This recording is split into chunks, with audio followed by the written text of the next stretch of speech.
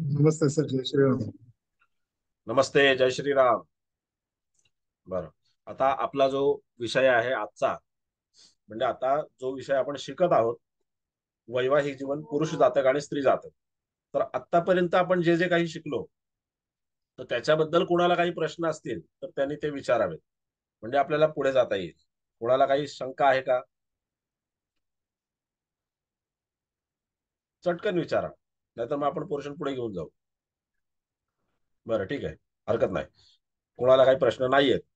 आणि आता जो आपण टॉपिक घेणार आहोत तो कोणता आहे, तर त्याच्यामध्ये ज्या वेळेला जातक आपल्याकडे येतो किंवा जातकाचे आई वडील आपल्याकडे येतात आणि ते आपल्याला सांगतात की माझ्या मुलाचं लग्न होईल का, तर आपण त्याच्यावरती जे काही आहे ते उत्तर देतोच. पण जी मुलगी असेल किंवा जो मुलगा असेल तर तो कोणत्या राशीचा असायला हवा, असा त्यांचा एक जनरल प्रश्न असतो. त्यांना लग्न राशी वगैरे काही याच्यातली त्यांना शून्य कल्पना असते. कारण सामान्य जातकाला याची कल्पना नसते. तुम्ही ज्योतिषी आहात, तुम्हाला त्याची कल्पना असते. जातकाला याची कल्पना बिलकुल नाही. मग त्यावेळेला तो फक्त इतकंच विचारतो त्याच्या काळजीने, किंवा त्याला एक क्युरिओसिटी असते की माझ्या मुलाला किंवा माझ्या मुलीला मिळणारा जो मुलगा आहे किंवा मुलगी आहे तर ती कशी असेल, आणि त्याच्यामध्ये ती कोणत्या राशीची असायला हवी, म्हणजे जेणेकरून त्यांचं जीवन जे आहे ते सुखी होईल, समाधानी होईल आणि त्यांच्यामध्ये चांगलं नातं राहील. याच अपेक्षेने हा प्रश्न विचारला जातो. तर आपल्याला त्याच्यामध्ये हा जो काही प्रश्न आहे तो त्याच्यामध्ये आज पाहायचा आहे की कोणत्या लग्नाला, कोणत्या लग्न राशीला किंवा कोणत्या चंद्र राशीला कोणती राशी ही सुटेबल असते, कोणती राशी ही योग्य आहे, याच्याबद्दल आपल्याला जाणून घ्यायचं आहे. ओके. आता आपण मेष राशीपासून आणि मेष लग्नापासून आपण सुरुवात करणार आहोत. आता मी इथे चार्ट मांडण्याचा प्रयत्न केला, पण ते मला त्याच्यावरती ड्रॉ करणं वगैरे ते काही जमणार नाही आणि ते कंटाळवाणं काम आहे. तर बोलण्याची लिंक तुटून जाते. तर भाग असा आहे की ज्या वेळेला आपण मेष राशी पाहतो, तर त्यावेळेला मेष राशीला सगळ्यात पहिला धनामध्ये येणारी राशी कोणती, आपण सुटेबल असणाऱ्या राशी पाहणार आहोत. त्याच्यामुळे ज्या सुटेबल नाहीत तर त्याच्याबद्दल तिथे आपण काही बोलणार नाही आहोत. ओके. तर ज्या वेळेला आपण मेष राशी किंवा मेष लग्न पाहतो, ते मेष लग्न जेव्हा आपण पाहतो त्यावेळेला त्याच्या जवळ असणारी राशी कोणती, तर त्याच्या जवळ असणारी जी राशी आहे तर ती वृषभ राशी आहे. पण ही वृषभ राशी मेषेच्या जरी एक राशांतर योगामध्ये असली तरी सुद्धा ती मेषेला सुटेबल आहे का, मेषेला योग्य आहे का, तर ती मेषेला योग्य नाही. कारण जरी ती त्याच्या धनस्थानामध्ये येत असली, कुटुंब स्थानामध्ये येत असली, कधी कधी आपण अशा प्रकारचा तर्क लावण्याचा प्रयत्न करतो की ती कुटुंब स्थानामध्ये येणारी राशी आहे, मग ती कुटुंब स्थानात येणारी राशी त्याचं कुटुंब सांभाळेल, त्याला धन देईल, त्याच्याकडे धन येईल, अमुक तमुक, आपण असे असे एक त्याच्यामध्ये आपण तर्क लावत जातो. परंतु तर्क लावताना आपल्याला सगळ्यात महत्वाचा भाग म्हणजे ग्रह आणि ग्रहांची मैत्री, हा भाग आपल्याला लक्षात घेणं गरजेचं आहे. जी आतापर्यंत आपण जे काही आपले 2-3 टॉपिक झाले त्याच्यामध्ये आपण शिकत आलेलो आहोत, बरोबर. मग आता जेव्हा आपण ग्रहांची मैत्री पाहतो तर त्यावेळेला मेष राशी किंवा मेष लग्न जे आहे ते मंगळाचं आहे. आणि ते मंगळाचं लग्न असून त्याच्या धनस्थानामध्ये येणारी जी राशी आहे, वृषभ राशी आहे, ती वृषभ राशी शुक्राची आहे. म्हणजे ती त्याच्या शत्रू ग्रहाची राशी आहे. आणि जर मेष राशीला किंवा मेष लग्नाला त्याच्यामध्ये वृषभ राशी किंवा वृषभ लग्नाची साथ मिळत असेल तर ती त्याच्यामध्ये योग्य राहील का, तर ती त्याच्यामध्ये योग्य राहणार नाही. कारण मुळातच या दोन ग्रहांमध्ये तितकं समन्वय नाही. आणि त्याच्यामध्ये जरीही राशी धनात येत असली, जरी मेष राशी किंवा मेष लग्नाच्या व्यक्तीच्या घरामध्ये एखादी वृषभ राशी किंवा वृषभ लग्नाची व्यक्ती असेल, असते, मग तरी सुद्धा त्याच्यामध्ये त्याच्याशी याचं पटेल, पत्नी म्हणून आपण विचार करतोय म्हणून आपल्याला एवढा विचार करायचा आहे.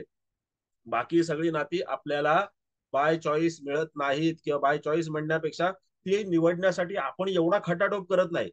भाऊ निवडायचा आहे, ताई निवडायची आहे, दादा निवडायचा आहे, बाप निवडायचा आहे, आई निवडायची आहे, याच्यासाठी आपण काही खटाटोप करतो का, काही नाही. ते आपल्याला जसं आहे तसं आपल्याला स्वीकारावं लागतं, मिळतं. पण जीवनसाथी निवडण्याच्या बाबतीमध्ये आपण बऱ्याच गोष्टींचा खटाटोप करतो, बऱ्याच गोष्टींवरती विचार करतो आणि त्याच्यानंतरच आपण तिथे पुढे जात असतो. मग अशा वेळेला तिथे आपल्याला एक गोष्ट लक्षात घेणं आवश्यक आहे की जरी वृषभ राशीची, वृषभ लग्नाची व्यक्ती या मेष राशीच्या, मेष लग्नाच्या व्यक्तीच्या घरामध्ये कुटुंबामध्ये उपस्थित असेल तरी सुद्धा पत्नी म्हणून ती त्याच्यासाठी योग्य नाही. कारण मंगळ आणि शुक्राचे विचार हे विचार कधी जुळणार नाहीत. त्यांच्या ज्या काही लाईफस्टाईल आहेत किंवा त्यांच्या ज्या काही शारीरिक सवयी आहेत किंवा त्यांच्या ज्या काही गोष्टी आहेत, तर म्हणजे एखाद्याचं लाईफस्टाईल असणं लवकर उठण्याचं, एखाद्याचं लाईफस्टाईल असणं आरामात उठण्याचं, एखाद्याचं लाईफस्टाईल चटकन एखाद्या कामामध्ये ऍक्टिव्ह होण्याचं असेल, तर दुसऱ्याचं लाईफस्टाईल असं असतं की आज करे सो कल कर, कल करे सो परसो, या तत्वावरती जीवन जगणारा जो माणूस असतो, तर तो त्याच्यामध्ये तसा नसतो. आता काही वेळेला असं वर्णन केलं की वृषभ म्हणजे बैल, मग तो बैलासारखं काम करतो वगैरे वगैरे वगैरे. नाही, बैलासारखं जरी काम करत असला तरी सुद्धा त्याच्यामध्ये मेषेकडे जो कामाचा वेग आहे किंवा वृश्चिकेकडे जो काही कामाचा वेग आहे तो ह्याच्यामध्ये येऊ शकत नाही. आणि त्याच्यामध्ये प्लॅनेट काम करतात. जसं मंगळ जो आहे तो मंगळ त्याच्या पद्धतीने काम करायला लागला की तो शुक्राला मागे टाकणार आहे, आणि मग त्याचं आणि शुक्राचं गणित कुठं जमत नाही, आणि ते गणित न जमल्यामुळे वादविवादाला सुरुवात होते. शुक्राची आवड वेगळी, मंगळाची आवड वेगळी. आतापर्यंत आपण 2-3 लेक्चर मध्ये तेच तेच तेच तेच रटतोय. का रटतोय? कारण कसं असतं की तुम्हाला एवढं सांगण्याचं कारण आहे, जेव्हा एखाद्या गायकाला काही शिकवलं जातं किंवा गायला शिकवलं जातं ना, तर त्यावेळेला त्याला एकच जो सा आहे रे आहे, तो तो जो काही सा रे आहे, तो त्याला वर्ष 2 वर्ष 3 वर्ष त्याच्या गळ्यातून घोटून घेतला जातो. त्याशिवाय त्याचा बेस पक्का होत नाही.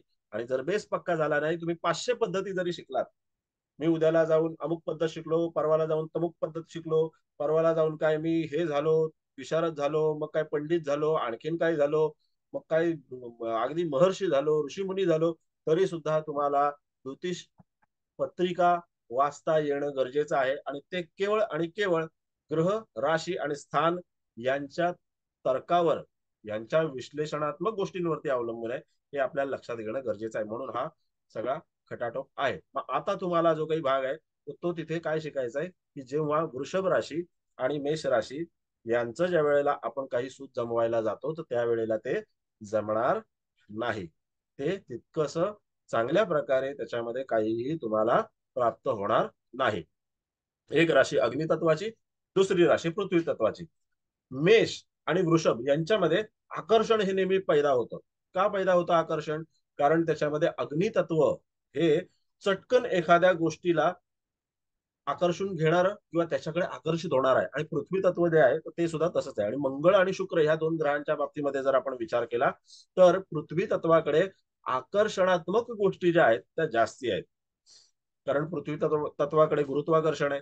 जे गुरुत्वाकर्षण आपण आपल्या पृथ्वीमध्ये अभ्यासतो, पृथ्वीमध्ये अनुभवतो, तर तेच त्याच्यामध्ये आहे. या राशींमध्ये सुद्धा तेच आहे पृथ्वी तत्व. उगाच त्याला पृथ्वी तत्व म्हटलेलं नाही. त्याच्यामध्ये आकर्षणाचे गुणधर्म असल्याच्या नंतर त्याला पृथ्वी तत्व म्हटलेलं आहे. आता जेव्हा वृषभ म्हटलं जातं तर त्याच्या सौंदर्याकडे लोक आकर्षित होतात. जेव्हा कन्या म्हटलं जातं तर त्याच्या बुद्धिमत्तेकडे आणि बोलण्याकडे लोक आकर्षित होतात. जेव्हा तिथे मकर म्हटलं जातं तर त्याच्या दीर्घ उद्योगी आणि सचोटीकडे लोक आकर्षित होतात. त्याच्या मुत्सद्देगिरीकडे लोक आकर्षित होतात. हा एक त्याच्यामधला भाग असतो. हा आपल्याला लक्षात घेणं गरजेचं आहे. आता फक्त मी तुम्हाला 2-2च मुद्दे सांगितले, पण ह्याच्यामध्ये अभ्यासण्यासारखे अनेक मुद्दे आहेत. म्हणजे ते खरं तर ज्योतिषाला बेसिक मध्ये शिकवले पाहिजेत. जे बेसिक क्लास होतात ना, बेसिक क्लास, त्याच्यामध्ये हे मुद्दे शिकवले पाहिजेत. आता बेसिक क्लासमध्ये आपल्याकडे नुसतं पंचांग बघा, हा तिथे गेला का, तो इकडे आला का, अरे तो तिथे जाणार आहे आणि हा इथे येणारच आहे. पण तुम्हाला शिकवायला काय पाहिजे हेच मास्तरला कळत नसल्यामुळे मास्तर काही त्याच्यामध्ये बडबड करतो आणि मग बेसिकचा क्लास कम्प्लीट होतो. मग आपण त्याच्यामध्ये डिग्री लावतो, अमुक डिग्री तमुक डिग्री, मग हे क्लासेस ते क्लासेस, काही त्याच्यामध्ये शून्य अर्थ आहे. आता त्याच्यामध्ये वृषभ राशी आणि मेष राशी यांच्यामध्ये समन्वय जमणार नाही हे तुम्हाला कळलेलं आहे. त्यानंतर जेव्हा आपण मिथुनेकडे जातो तर मिथुन म्हणजे बुध आणि मंगळ यांचं सुद्धा जमेल का? तर यांचंही जमणार नाही. आणि यांचं न जमल्यामुळे त्याच्यामध्ये तिथे मिथुन राशी सुद्धा रिजेक्टेड आहे. का जमणार नाही? कारण बुध हा बुद्धिमान आहे आणि मंगळ हा शूर आहे. तिथे शूर आणि बुद्धिमान या दोन्ही गोष्टी एका म्यानात राहू शकत नाहीत. या दोन तलवारी आहेत, लक्षात घ्या, बुद्धिमत्ता पण आणि शूरता पण. मग तिथे ह्या दोन्ही तलवारी एका म्यानात राहू शकत नाही.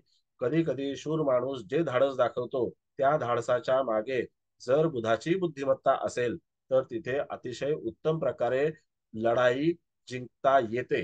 पण जर फक्त शौर्य असेल तर त्या शौर्याला अर्थ तितका उरत नाही, हे आपल्याला लक्षात घेणं गरजेचं आहे. आणि त्याच्यामध्ये मेष आणि मिथुन यांच्यामध्ये कधी समन्वय जमणार नाही. बुधाने कितीही बुद्धिमत्तेने काम केलं, कितीही तो टेक्नॉलॉजीने काम केलं, त्यांनी कितीही चांगल्या प्रकारे काम केलं, तरी मंगळाला एक स्वतःला नेहमी वाटत असतं की माझ्याकडे एक अधिकार आहे. आणि तो अधिकार म्हणजे मी दुसऱ्याला डॉमिनेट करण्याचा अधिकार आहे, मी दुसऱ्यावर अंमलबजावणी करण्याचा अधिकार आहे. आणि मंगळ ते करतोच. मंगळाला नेहमी माहिती आहे की मी बॉस आहे. मी बॉस असल्याच्या नंतर मी दुसऱ्याला दटावू शकतो, मी दुसऱ्याला तिथे दम देऊ शकतो, याची जी काही त्याला कल्पना असते, तर त्याच्यामुळे या दोघांचं पटणं कठीण, त्याच्यामध्ये पटत नाही. मंगळ हा प्रोटेक्टिव्ह नेचरचा माणूस आहे. मंगळ जो आहे हा प्रोटेक्टिव्ह नेचरचा जर ग्रह असेल तर त्या प्रोटेक्टिव्ह नेचरच्या ग्रहामध्ये तिथे तो बुधाला प्रोटेक्ट करायला गेल्याच्या नंतर बुध त्याची खिल्ली उडवतो आणि मग तिथे प्रोटेक्ट करण्याच्या ऐवजी तोच त्याला दोन थपडा लावून देईल, हा भाग आहे. म्हणून त्याच्यामध्ये कधी कधी ह्या दोन राशी किंवा कन्या राशी याचा जर तुम्ही तिथे विचार कराल तर ते त्याच्यामध्ये शक्य होणार नाही. सेम वृषभ तुळ हे पण तुम्हाला सेमच आहे, ते तर शिकलेलाच आहात तुम्ही. पण आता त्याच्यानंतर येणारी जी काही कर्क राशी आहे, कर्क राशीच्या बाबतीमध्ये जेव्हा आपण विचार करतो तर ही मित्र ग्रहाची राशी आहे. बरोबर आहे, ही मित्र ग्रहाची राशी आहे. आणि तिथे मेष लग्न जेव्हा आपण प्रथम स्थानामध्ये म्हणजे लग्न स्थानामध्ये लिहितो आणि त्याच्यानंतर तिथून आपण चौथा अंक जो मोजतो म्हणजे चौथं स्थान जे मोजतो, तर त्या स्थानामध्ये जर कर्क राशी येते, ती कर्क राशी याच्या केंद्र योगात येते. कुठे येते?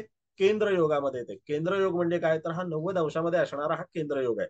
म्हणजे पहिल्या स्थानापासून 7व्या स्थानापर्यंत जर आपण एक सरळ रेष आखली, त्यानंतर चौथ्या स्थानापासून 10व्या स्थानापर्यंत अशी सरळ रेष आखली, अधिकचं चिन्ह तयार होतं.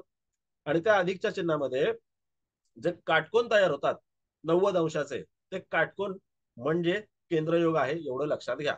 एखादा ग्रह एखाद्या, आता ही झाली एक तुम्हाला भूमितीय व्याख्या. आता दुसरी व्याख्या त्याच्यामध्ये अशी आहे केंद्रस्थानाची. मी हे का सांगतोय, कारण की केंद्रस्थान हे तुम्हाला कळणं गरजेचं आहे. काही लोकांना जे माहिती नसेल तर त्यांना ते माहिती असणं गरजेचं आहे. काही फार मोठी गोष्ट नाही, आणि माहिती नसेल तर त्याच्यामध्ये असं काही मला माहिती नाही म्हणून दुःख पण वाटून घेण्याचं काही कारण नाहीये. तर त्यामध्ये तिथे केंद्रयोग म्हणजे काय, एखादी राशी दुसऱ्या राशी पर्यंत, दुसऱ्या राशीच्या याच्यामध्ये 10 स्थानांचं अंतर असतं. किती? आपली कुंडली जी आहे तर ती 12 घरांची कुंडली आणि त्याच्यामध्ये 10 स्थानांचं अंतर असतं. म्हणजेच त्याच्यामध्ये जर आपण मोजलं 4 ते 10 स्थानांचं अंतर, म्हणजे एक राशी दुसऱ्या राशीपासून चौथी आणि दुसरी राशी त्याच राशीपर्यंत किती, 10वी येते. म्हणजे मेष आणि कर्केचा केंद्रयोग होतो, तसाच मेष आणि मकरेचा सुद्धा केंद्रयोग होतो. बरोबर आहे. मग हे सुद्धा केंद्रयोगातल्या ह्या राशी आहेत, लक्षात घ्या. मग आता तो काही जो केंद्रयोग आहे तर त्याच्यामध्ये कर्क राशी ही मित्राची राशी असल्याने तिथे मंगळाला ती चालेल. मंगळाला चंद्र पसंती देतो, चंद्र सुद्धा मंगळाला पसंती देतो. कारण चंद्र सगळ्यात पहिल्यांदा, मी फक्त आणि फक्त त्या राशींच्या बाबतीमध्ये बोलतोय, अजून ग्रह आपण इन्क्लूड केलेले नाहीत. कर्क जी आहे ती मेषेच्या म्हणण्याप्रमाणे वागायला सुरुवात करते, मेषेच्या म्हणण्याप्रमाणे सगळ्या गोष्टी करायला सुरुवात करते, आणि तसं केल्याच्या नंतर त्यांच्यामध्ये एक चांगलं नातं तयार होतं. मंगळाला जर त्याच्या म्हणण्याप्रमाणे तुम्ही वागणार असाल तर तो तुम्हाला प्रोटेक्शन पूर्णपणे प्रोव्हाइड करतो, तो तुमचं संरक्षण करण्यामध्ये कुठलीही कसूर करत नाही. मग त्याचं डोकं फुटलं तरी हरकत नाही, समोरच्याचं डोकं फुटलं तरी हरकत नाही, पण तो प्रोटेक्टिव्ह नेचरचा आहे. त्याचं म्हणणं फक्त एवढंच असतं की मी सांगेन ते ऐकलं पाहिजे. मंगळ म्हणजे एसपीजी कमांडोज, आलं लक्षात. मग त्यांचं जे काही नेचर असतं आणि त्यांचे जे काही कमांड्स असतात ते त्या तशाच प्रकारच्या असतात. आणि त्यामध्ये तिथे कधी कधी व्हीव्हीआयपीज ना पण त्या कमांड ऐकाव्या लागतात. प्रोटोकॉल प्रोटेक्शनचा आहे त्याच्यामुळे. मग आता इथे आपल्याला लक्षात घेतलं पाहिजे की जर तिथे कर्क राशी ही त्याच्यामध्ये ज्या प्रकारे मंगळाकडे तिथे जर सूट होणार असेल तर तरी सुद्धा पहिल्यांदा त्याच्यामध्ये समन्वयाचं वातावरण आपल्याला दिसतं, किंवा नंतर कधीतरी आपल्याला परत समन्वयाचं वातावरण दिसतं. पण अधून मधून त्यांच्यामध्ये खटके उडताना सुद्धा दिसतात. का खटके उडताना दिसतात? कारण केंद्रयोग असं म्हणतो तू मोठा की मी मोठा. केंद्रयोगाचं म्हणणं असं तू मोठा की मी मोठा. मग त्याच्यामध्ये काय होतं, तू मोठा मी मोठा याच्यामध्ये सिनियर कोण आहे, याच्यामध्ये मंगळ सिनियर आहे. मग मंगळ आपली ताकद दाखवतो आणि कर्क जो आहे तो आपल्याकडे असणारी हॉस्पिटॅलिटी जी आहे, आपल्याकडे असणारं आदरातिथ्य जे आहे, किंवा आपल्याकडे असणारं त्याच्यामध्ये जे केअरिंग नेचर जे आहे ते केअरिंग नेचर दाखवण्याचा प्रयत्न करतो आणि तशा प्रकारे तो समोरच्याची काळजी घेण्याचा प्रयत्न करतो. मग कर्क राशी सुद्धा प्रोटेक्टिव्ह आहे.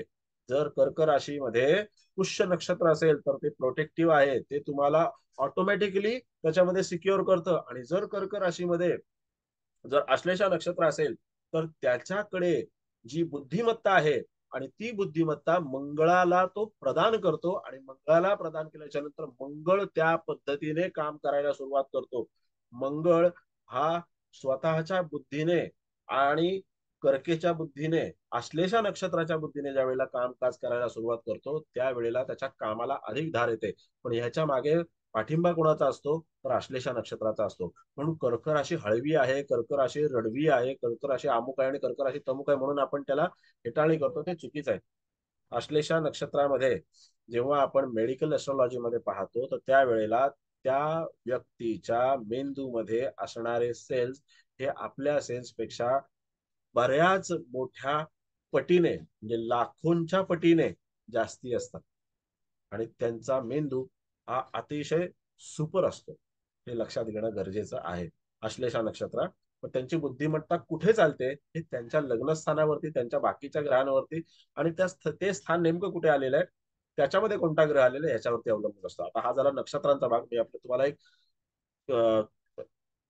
शिकवण्याचा भाग म्हणा किंवा क्युरिओसिटी म्हणा म्हणून मी तुम्हाला ते सांगितलं. कधी कधी लोकांच्या मनात अशी शंका तयार होऊ शकते, पण आपण जेव्हा नक्षत्र शिकणार आहोत त्यावेळेला केवळ आणि केवळ नक्षत्र शिकणार आहोत. त्याच्यामध्ये फक्त वैवाहिक जीवन नाही, तर त्याच्यामध्ये मनुष्याच्या जीवनमानापासून, त्याच्या सांपत्तिक स्थितीपासून, त्याच्या शैक्षणिक स्थितीपासून, त्याच्या वैवाहिक जीवनापासून ज्या काही सगळ्या गोष्टी त्याच्यामध्ये आपल्याला मांडता येतात, तर त्या पद्धतीने तो आपण शिकणार आहोत. आणि तो कोर्स कदाचित याच्यापेक्षा जास्त मोठा असेल. तर तो काही इतक्यात घेण्याची तसं हे नाहीये. पहिला हा एक कोर्स झाला पाहिजे, पण त्याच्यानंतर तो कोर्स घेऊ. परंतु त्याच्यामध्ये मी बुकिंग करायला सुरुवात केली, तर ज्यांना खरोखर बुकिंग करून घ्यायची असेल, नाव फक्त नोंदवून द्यायचं असेल की बाबा मी घेणार आहे ऍडमिशन, तर त्यांनी तिथे मला फोन करावा आणि मला सांगावं की बाबा मी ऍडमिशन घेणार आहे. पण त्याच्यामध्ये काही इतक्यात मी सांगत नाही, कारण कसं आहे की दुसरं तिसरं कोणत्या त्याच्यामध्ये काहीतरी चालू करणार, मग तिकडे लोक पळतात, जाता जातात. ज्यांना जायचं आहे त्यांना जाऊ दे. 2 लोक राहिली ना तर 2 लोकांना शिकवीन मी. 20 लोक आली नाही किंवा आणखीन त्याच्यामध्ये तिथे काही बरंच हे झालं तर पण काय हरकत काहीच नाहीये. फक्त तिथे तुम्ही एक कन्फर्मेशन मला जर दिलं तर त्याच्यामध्ये हे होईल. पण सांगतोय का मी तुम्हाला ही गोष्ट, कारण नक्षत्र ह्या 25 लेक्चरच्या कोर्समध्ये वैवाहिक जीवन जरी म्हटलं तरी सुद्धा होणं कठीण आहे. आणि तो क्लास जो होईल तो साधारणतः 27 गुणे 52, म्हणजे त्याच्यामध्ये कमीत कमी 52 लेक्चर्स ते 50 लेक्चरचा क्लास होईल, असा आहे. उगाच काहीतरी त्याच्यामध्ये कोपराला गोळ लावून किंवा आपण काहीतरी मूर्ख बनवायचं कामकाज करून मी ते शिकवणार नाही. मला ते जमत नाही आणि मी ते करणार नाही. करेंगे तो अच्छा करेंगे, नाही तो नाही करेंगे. बर. Hello sir. हा बोला सर. नक्षत्र राशीपेक्षा जास्त प्रिसाईज मानले जातात ना, म्हणजे कारण राशीमध्ये आपली नक्षत्र असतात, तर नक्की कुठल्या नक्षत्रात ग्रह आहे त्याच्यानुसार फलादेश देणार राशी जरी तीच असली तरी, म्हणजे नक्षत्र हे प्रिसाईज फलादेश देणं हे बरोबर आहे. या नक्षत्रांचा जर तुम्हाला तुम्ही एक क्लास घेणार. उदाहरणादाखल मी सांगतो. उदाहरणादाखल मी सांगतो. जसं पुनर्वसू नक्षत्र आहे, आता आपला जो विषय चाललाय तोच सांगतो. जसं पुनर्वसू नक्षत्र आहे त्याचं एक चरण हे कर्क राशीमध्ये आहे आणि 3 चरण ही मिथुन राशीमध्ये आहेत. ज्या वेळेला पुष्य नक्षत्राचा आपण इंडिव्हिज्युअल विचार करतो तर त्या पुष्य नक्षत्राच्या बाबतीमध्ये त्याचे जे गुणधर्म आहेत, वैयक्तिक फक्त पुष्य नक्षत्राच्या कॅव्हिटीचे गुणधर्म हे तुम्हाला तशा प्रकारे मिळत असतात. आणि ज्या वेळेला त्याच्यामध्ये आपण राशीचा विचार करतो तर पहिल्या 3 चरणांना नक्कीच आपल्याला मिथुन राशीचे गुणधर्म सुद्धा मिळतात. मिथुन राशीचे सुद्धा गुणधर्म मिळतात. जसा आपण त्या एका चरणाचा जो भाग आहे तो एका चरणाचा भाग तिथे वगळल्याच्या नंतर, तिथे पुढे गेल्याच्या नंतर तो कर्केमध्ये जातो आणि कर्केमध्ये गेल्याच्या नंतर कर्क राशी जी आहे ही कर्क राशीप्रमाणे ते पुष्य नक्षत्र वागायला सुरुवात सॉरी पुनर्वसू नक्षत्र वागायला सुरुवात करते. पण पहिले 3 चरण जे आहेत ते जेव्हा तिथे मिथुनेमध्ये येतात त्यावेळेला पुनर्वसू नक्षत्र अधिक मिथुन राशी या सगळ्यांचा आपल्याला समग्र सूक्ष्म विचार करणं आवश्यक आहे. बोला कुलकर्णी साहेब. हो बरोबर आहे. नाही तो क्लास घ्या. कारण नक्षत्रानुसार सुद्धा खूप चांगल्या रीतीने ॲक्युरसी थोडीफार येते. आपल्याला म्हणजे आपल्याला एक्झॅक्टली कळतं, की हो हा ग्रह कसा इफेक्ट देणार आहे. तुम्ही म्हटलात जसं आता, की दोन्हीकडं ते पुष्य नक्षत्र आहे. पण इकडं फरक पडणार आणि तिकडं फरक पडणार. ते लक्षात बोल. येण्याकरता ते फार महत्वाचं आहे. तर तो क्लास जरूर घ्या. माझ्या मते सगळेच येतील त्याला. हा नाही मी आता असं मी एक आपलं जनरल अनाउन्समेंट केली ना, फी ठरवली ना काही ठरवले, पण आता एक बोलता बोलता ज्या वेळेला मला ती आठवण झाली तर मी तुम्हाला ती गोष्ट सांगितली. आणि बऱ्याचदा कुलकर्णी साहेब आहेत, नांगरे साहेब आहेत, ते नक्षत्र नक्षत्र नक्षत्र मला बऱ्याचदा काय काय सांगत असतात की बाबा त्यांच्याशी चर्चा होते त्यावेळेला सुद्धा ते मला मी त्यांच्याशी नक्षत्रांवरती चर्चा करतो, बोलतो आम्ही. पण भाग असा आहे की जेव्हा सगळ्यांसमोर हा विषय मांडायचा आहे, व्यवस्थित पद्धतीने मांडायचा आहे, तर त्यावेळेला त्याला काळ जास्ती लागणार. आणि आता मी पण तुम्हाला सर त्याच्यात हा त्याच्यामध्ये तुम्ही संपत्ती मिळवणं, पैसा मिळवणं, आजारपण, वैवाहिक जीवन, सगळं सगळं करिअर कसं हे सगळे विषय सगळं त्याच्यात इन्क्लूड असणार ना? एक्झॅक्ट हो हो हो ते ते सगळं येणारच. म्हणून आता फक्त जो काही एक आपण विषय अभ्यासण्याचा प्रयत्न केला की वैवाहिक जीवनामध्ये तिथे मी एक उदाहरणादाखल सगळी नक्षत्र ह्याच्यामध्ये मी घेईन का, तर नाही घेणार ह्याच्यामध्ये सगळी नक्षत्र. शक्य नाही. ते 25 ते 50 लेक्चर्स होतील. आणि त्याच्यामध्ये आपल्याला राशींचा जेव्हा विचार करायचा आहे, तर तेव्हा आपल्याला त्याच्याकरता की म्हणजे कर्क राशी आणि मेष राशी यांच्यामधलं जे काही समन्वय आहे ते कशा प्रकारे असू शकेल, कशा प्रकारे त्यांना एकमेकाला साथ देणं, त्यांना एकमेकाला तिथे सपोर्ट करणं हे त्यांना व्यवस्थित जमू शकेल, याच्या बाबतीतला आपण विचार करतोय. कारण वैवाहिक जीवन विषय जो आहे तो विषय छोटा नाही.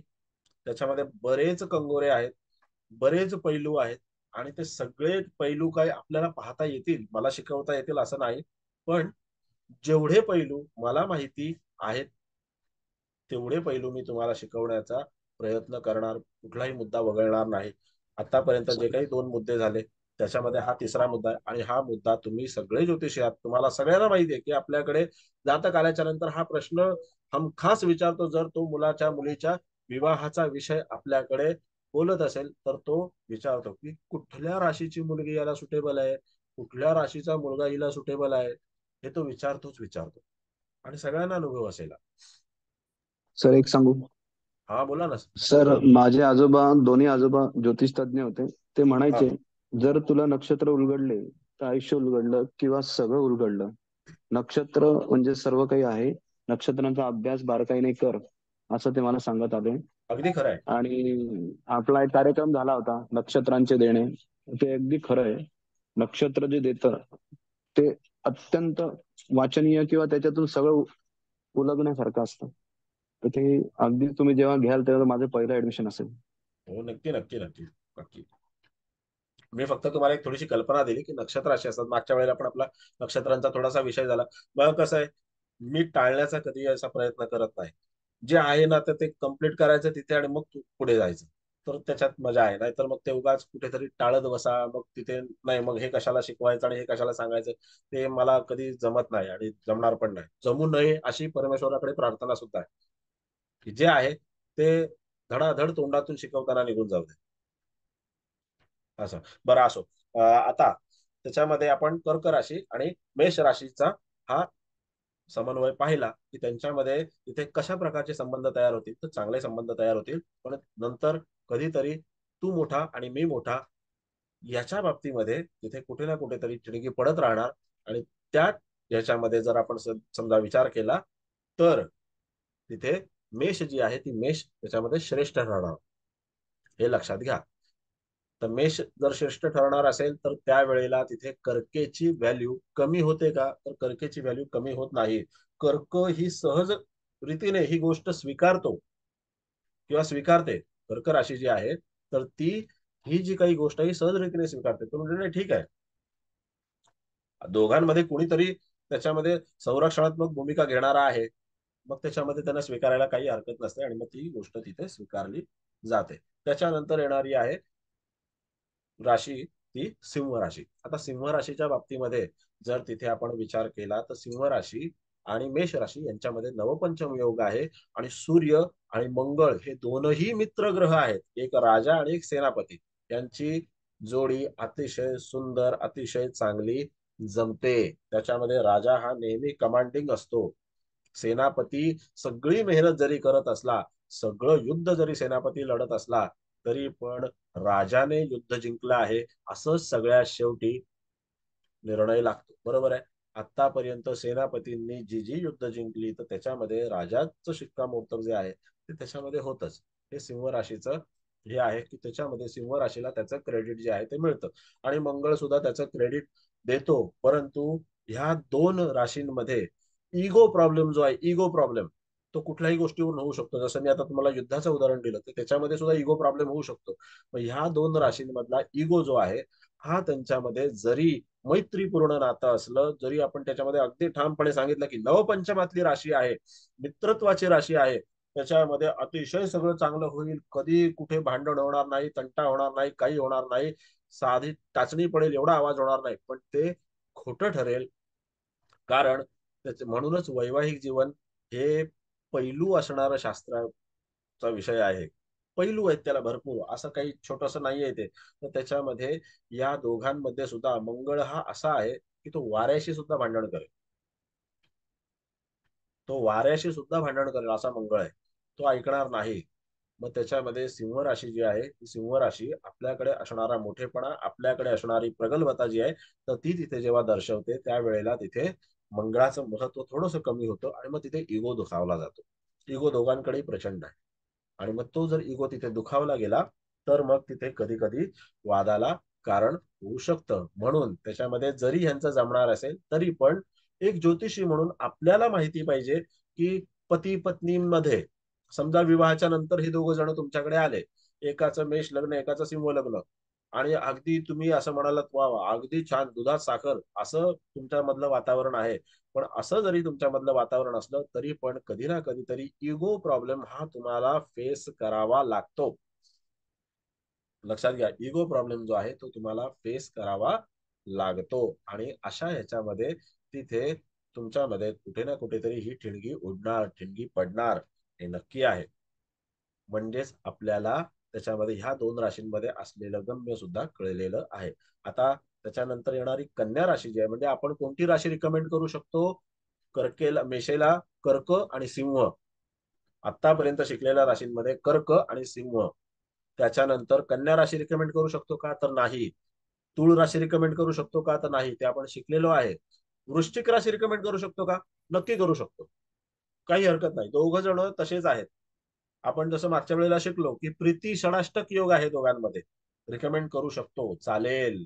आणि त्याच्याबद्दल विवेचन मागच्या वेळेला केलेलं आहे, म्हणजे इथे जास्ती काही बोलण्याची आवश्यकता नाही. तर ती राशी आपण रिकमेंड करू शकतो. ओके. त्याच्यानंतर तिथे धनु राशी जी आहे, धनु राशी आणि मेष राशीमध्ये कसं समन्वय असेल, धनु राशी आणि मेष राशीमध्ये कशा प्रकारचा समन्वय असेल, तर तिथे गुरु आणि मंगळ ह्या दोन ग्रहांची जी काही मैत्री आहे ती कशी आहे, तर मंगळ हा प्रचंड इगोइस्टिक असणारा किंवा त्याच्यामध्ये अग्रेसिव्ह नेचरचा असणारा जरी आपण म्हटलं तरी सुद्धा तो गुरुकडे कुठेतरी नमतं घेतो. त्याला माहिती असतं की मी किती मोठा असलो, सेनापती असलो, अमुक असलो, तमुक असलो, तरी पण ह्याच्याकडे ज्ञान आहे आणि ह्याच्याकडे दुसऱ्याचा फायदा करून देण्याची, दुसऱ्याची भरभराट करण्याची आणि स्वतःची भरभराट करण्याची क्षमता याच्याकडे आहे. मग तो तिथे काय करतो, तर त्याच्याशी थोडंसं मिळतं जुळतं घेण्याचा प्रयत्न करतो. कधी कधी मंगळाचा राग अनावर झाला तर तो तिथे गुरुची सुद्धा तमा बाळगत नाही, गुरुची सुद्धा तमा बाळगत नाही. तो त्याला म्हणतो की ठीक आहे, तुला काही द्यायचं नसेल, मला काही देऊ नकोस, मला तुझ्याकडून काही नको, तुला मी काही देणार नाही.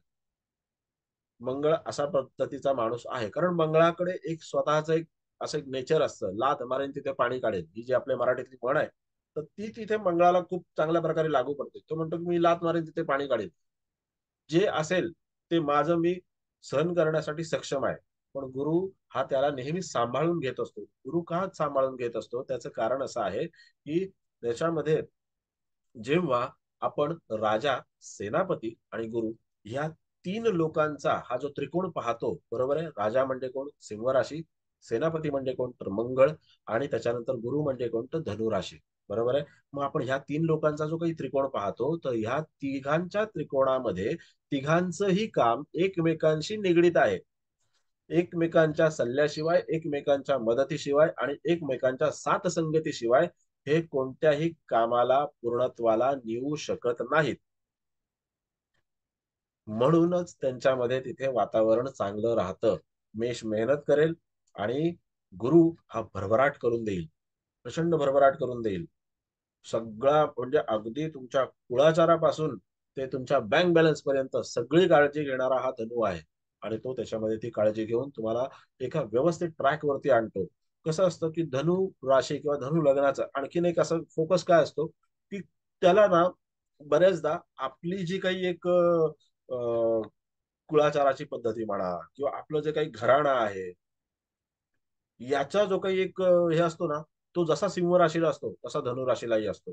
आणि ह्या दोन्ही गोष्टी इगोइस्टिकली सांभाळणं, अभिमानाने सांभाळणारा जो कोणी असतो तो मेष असतो.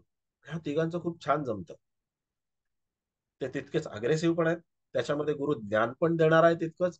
मग त्याच्यामध्ये जो सूर्य आहे तो सूर्य पाठिंबा पण देणार आहे, सूर्य सांभाळून पण घेणार आहे.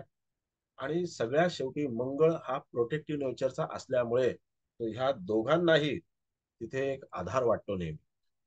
बघा, राजा आणि जर सेनापती एकत्र असतील तर युद्ध जिंकलं जातं.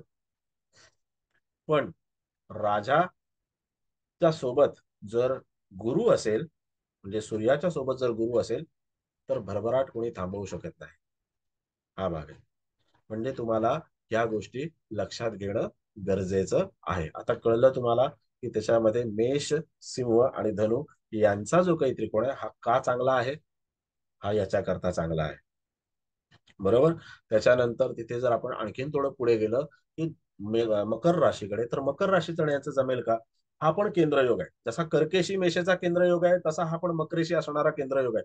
पण ती शनीची राशी आणि ही मंगळाची राशी. शनी मंगळ यांचा असं हाड वैर आहे. काय आपण म्हणतो साध्या भाषेत त्याला 36चा आकडा आहे. तो जर तसा 36चा आकडा असेल, हाडवैर असेल, तर खरोखर त्यांच्याकडे तिथे एक वातावरणाची निर्मिती जी आहे ती चांगली होऊ शकेल.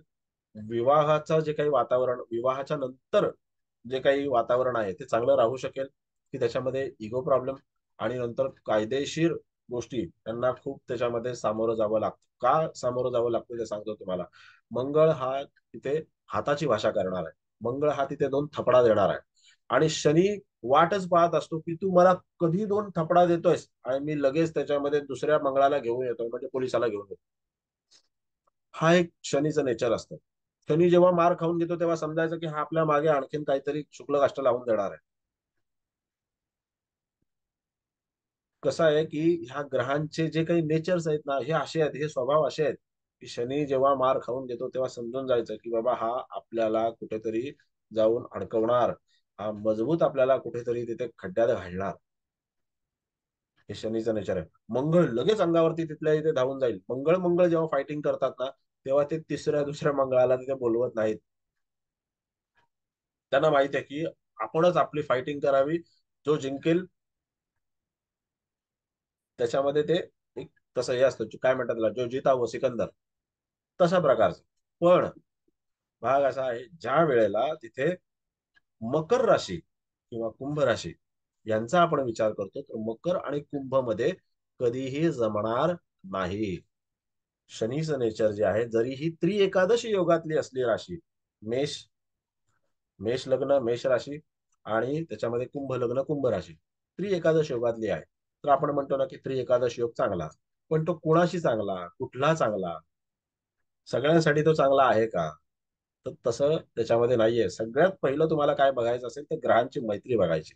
इथे आपल्याला कोणत्या पॉझिटिव्ह राशी सापडल्या, किंवा पॉझिटिव्ह राशी म्हणजे त्याच्यामध्ये तुम्हाला सुटेबल असणारा राशी, मेषेला कर्क, सिंह, धनु या राशी सुटेबल आहेत. आणि त्याच्यानंतर येणारी राशी जी आहे, तर त्याच्यानंतर येणारी राशी म्हणजे मीन राशी. आता मीन राशी म्हटल्याच्या नंतर ती जलतत्वाची राशी आणि हे अग्नितत्वाचं लग्न आहे. बरोबर, अग्नितत्व आणि जलतत्व या तत्वांमध्ये जरी भिन्नता असली तरी पण ग्रहांमध्ये मैत्री आहे.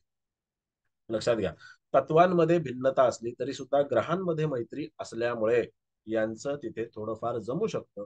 परंतु मीन आणि मेष यांच्या कार्यपद्धतीमध्ये जमीन आसमानचा फरक आहे. वृषभेचा तरी एक वेळेला तिथे काम करेल, पण मीनेचा मनुष्य हा त्याच्या त्या वेळेत काम करणार, कधी कधी वेळेच्या आधी काम बंद करणार, कधी कधी त्या कामामध्ये टंगळमंगळ करणार, टाइमपास करणार, वेळ काढूपणा करणार. आणि मेषेला ही गोष्ट बिलकुल पसंत नसते. सूर्य आणि मंगळ हे दोन ग्रह एकदम पंक्च्युअल आहेत. एकला सांगून दोनला नाही येणार. शनी एकला सांगेल आणि चारला येईल. बुध तिथे घरातून निघाला नसेल ना तरी सुद्धा तो सांगेल, हा मी स्टेशनला आहे. थोडासा खिडकीत येईल आणि तो तिथे गाड्यांचे चार आवाज पाव पू करायला लागेल, सांगेल मी स्टेशनला आहे, मी इथे बस स्टॉपला आहे, हे तो सांगत राहील. हे त्यांचं नेचर आहे. आणि तो ग्रह म्हणजे तो माणूस जो आहे तो त्या ग्रहाप्रमाणेच वागत असतो. मग अशा ह्याच्यामध्ये जर समजा आपण पाहिलं तर मीन आणि मेष यांच्यामध्ये ग्रहांची मैत्री आहे, पण तत्वाची मैत्री नसल्या कारणाने या दोघांमध्ये तिथे कधी कधी दुरावा तयार होऊ शकतो. मग आपण म्हणतो ना की ती राशी त्याच्या 12व्या स्थानामध्ये आहे, व्यय स्थानामध्ये आहे, म्हणून त्यांच्यामध्ये दुरावा झाला. तत्व काय आहे आणि त्याच्यामध्ये कारण काय होऊ शकतं, म्हणजे आपण माणसाच्या जीवनामध्ये किती मोठ्या प्रमाणामध्ये शिरकाव करू शकतो. तर त्याच्याकडे जी समस्या तयार होणार आहे त्या दोघांमध्ये, तर ती कोणत्या नेचरची असेल. समजा मुलगी मेषेची आहे आणि मुलगा मीनेचा आहे, तर तिने एखादं काही प्रपोजल किंवा एखादी काही गोष्ट तिथे समोर ठेवल्याच्या नंतर तो ती स्वीकारेल, स्वीकारणार नाही असं नाही. तू म्हणतेस करूया तर करूया, हो हो हो हो बोला हो करणार तो. पण त्याच्यानंतर तो किती वेळ लावेल याला काही सांगता येत नाही. आणि त्याच्यानंतर तिथे दुरावा जो आहे तो दुरावा सुद्धा, कारण मेषेला सैल माणूस जो आहे तो असा आरामात चाललंय होतंय जातंय असं नाही चालत. त्यांच्याकडे एक लष्करी पद्धत असते आणि त्या लष्करी पद्धतीने त्यांचं काम झालं पाहिजे असा त्यांचा नेचर असतो आणि त्याच पद्धतीने ती गोष्ट होते. मग तिथे जर समजा मिरेचा माणूस म्हणाला की आता मंगळवार आहे, मी सिद्धिविनायकला जाऊन येतो, त्याच्यानंतर उद्या बुधवार आहे तर मग मी पांडुरंगाचं दर्शन करून येतो. तो रोज दर्शनाला जा, तो म्हणेल तू जा रोज दर्शनाला, काही हरकत नाही, मी घेऊन जातो, पण सकाळी 5 वाजता 6 वाजता जायचं. तू म्हणशील मी 11 वाजता जाईन, काम कोण करणार. हे नेचर असतं. तो याच्या विरोधात नाही, पण त्याचं म्हणणं असं असतं काम पण करायचंय आणि हे पण करायचं आहे ना, तर तुला सकाळी लवकर उठणं गरजेचं आहे. पण ते मिलेला कधी जमणार. मिलेला जमणार नाही म्हणजे काय, की त्याच्यामध्ये अर्ली रिटायरमेंट हा एक गुणधर्म असतो. लवकर निवृत्त होण्याची वृत्ती असते. कुठल्याही गोष्टीला अर्धवट सोडण्याची वृत्ती असते आणि ती मेषाला पसंत नसते, कारण मेष राशी स्पर्धा करणारी. जेव्हा मेष राशी स्पर्धा करते त्यावेळेला ती शर्यत अर्धवट सोडत नाही. त्यांचं म्हणणं असतं की जिंकलो तर जिंकलो, हरलो तर हरलो, पण मी धावणार. तुम्हाला तुम्ही अगदी साध्या साध्या गोष्टींमधून ग्रह शिका. बघा कधी कधी शाळांच्या स्पर्धा होतात. म्हणजे आता मी आपण सगळे शाळेत होतो. आपण ज्या वेळेला आपल्या शाळेतल्या स्पर्धा पाहिल्या असतील तर त्यावेळेला मंगळाच्या नेचरची मुलं मंगळाच्या नेचरची मुलं ही ज्या वेळेला तिथे स्पर्धात्मक गोष्टी करत असतात, तर त्यावेळेला मी पाहिलेलं एक उदाहरण सांगतो तुम्हाला. तिथे एक मुलगा जो मेष लग्न आणि त्याच्यामध्ये लग्नी मंगळ लग्नी केतू, बरोबर आहे. मेष लग्न लग्नी मंगळ लग्नी केतू. आता तो काय माझ्या वर्गातला वगैरे हे नाही, पण तो आम्ही बघत होतो त्याला. पण त्याच्यामध्ये तो मुलगा मेष लग्न लग्नी केतू असलेला मुलगा जेव्हा तिथे धावण्याच्या स्पर्धेमध्ये, आता हे कधी कळलं की ज्या वेळेला तो खूप काळाने भेट झाली, पत्रिका वगैरे घेऊन आला तेव्हा कळलं. पण त्यामध्ये तो जेव्हा धावत होता त्याने पाहिलं अमुक एक माणूस हा जिंकला, पुढे गेला. दुसरा कोण तिसरा कोण असता तो थांबला असता तिथेच. तो म्हणाला असता काय तो जिंकला, संपलं ना, विषयच संपला. सगळ्यांनी स्वीकारलं, त्याने स्वीकारलं की तो जिंकलेला आहे. टाळ्या वाजवल्या, रिबिन तुटली, सगळं सगळं झालं, सगळे सोपस्कार झाले. पण हा ती ईर्षा चीड जी मनामध्ये असते ती त्यांनी त्या धावण्याच्या माध्यमातून काढली. आणि ती कशी काढली, तर तो सुद्धा त्या शेवटच्या टोकापर्यंत धावत गेला. टार्गेट पर्यंत धावत गेला. किती मिनिटं लागली असेल? अर्धा मिनिट लागला असेल, अर्धा ते पाऊण मिनिट लागला असेल, पण त्याने ती ऍक्शन केली आणि ती माझ्या लक्षात होती. आणि ज्या वेळेला त्याची पत्रिका पाहण्यात आली त्यावेळेला कळलं की ह्याच्या लग्नी मंगळ आहे, लग्नी केतू आहे. म्हणजे मंगळ स्पर्धा करणं सोडत नाही, मेष स्पर्धा करणं सोडत नाही. तो मेल्यानंतर पण मारत राहणारा असा ग्रह आहे. अशा तऱ्हेची त्याची एक वृत्ती आहे, मेल्यानंतर सुद्धा मारेल, उठून मारेल, असं आहे. म्हणून त्याच्यामध्ये या ग्रहांच्या बाबतीमध्ये जेव्हा आपण काही डिसिजन देणार असतो, दुसऱ्याला आपण काही शिकवणार असतो, सांगणार असतो, त्याला आपण काही मार्गदर्शन करणार असतो, आपल्याला ही पूर्ण कल्पना असायला पाहिजे. उगाच आपण काहीतरी कुठलं तरी त्याच्यामध्ये लावतो शास्त्र आणि म्हणतो नाही तो त्याचा व्यवस्थानातला आहे ना, मग तो हा असा आहे, तो तसा आहे. का चांगलं नाही? चांगलं आहे तर का चांगलं आहे, चांगलं नाही तर का चांगलं आहे? याचं उत्तर ज्योतिषाकडे नसेल तर तो बुद्धू आहे, तर तो बुद्धू आहे, त्याला काही कळत नाही. उत्तर दे. कारण जेव्हा माणूस तुम्हाला पैसे देतो का नाही देतो, पण ज्या वेळेला तो अपेक्षेने तुमच्याकडे सल्ला करता येतो त्यावेळेला तिथे तुमच्याकडे त्याच्या प्रश्नावरती उत्तर असायला हवं. तो काहीतरी भयंकर विचित्र वाईट साईट काहीतरी प्रश्न विचारत असेल तर भाग निराळा आहे. पण जर तो ज्योतिषशास्त्राशी निगडीत प्रश्न विचारत असेल, तुम्ही केलेल्या प्रश्नावर तो उत्तर मागत असेल, तुम्ही तिथे एखादी मुद्दा उपस्थित केला तर त्याच्यावरती तो उत्तर मागत असेल, ते देणं आपलं काम आहे. लोक विचारतात मीन राशीचं का नाही चांगलं, मिथुनेचं का नाही चांगलं, तर आपल्याला हा सगळा जो पसारा आहे हा त्याच्यासमोर मांडता आला पाहिजे. हे विश्लेषण आपल्याला त्याला सांगता आलं पाहिजे. आलं लक्षात? कळतंय मी काय शिकवतोय, काय सांगतोय ते? बोला. कळतं सर. ओके, बरं. कुणाला काय बोलायचंय?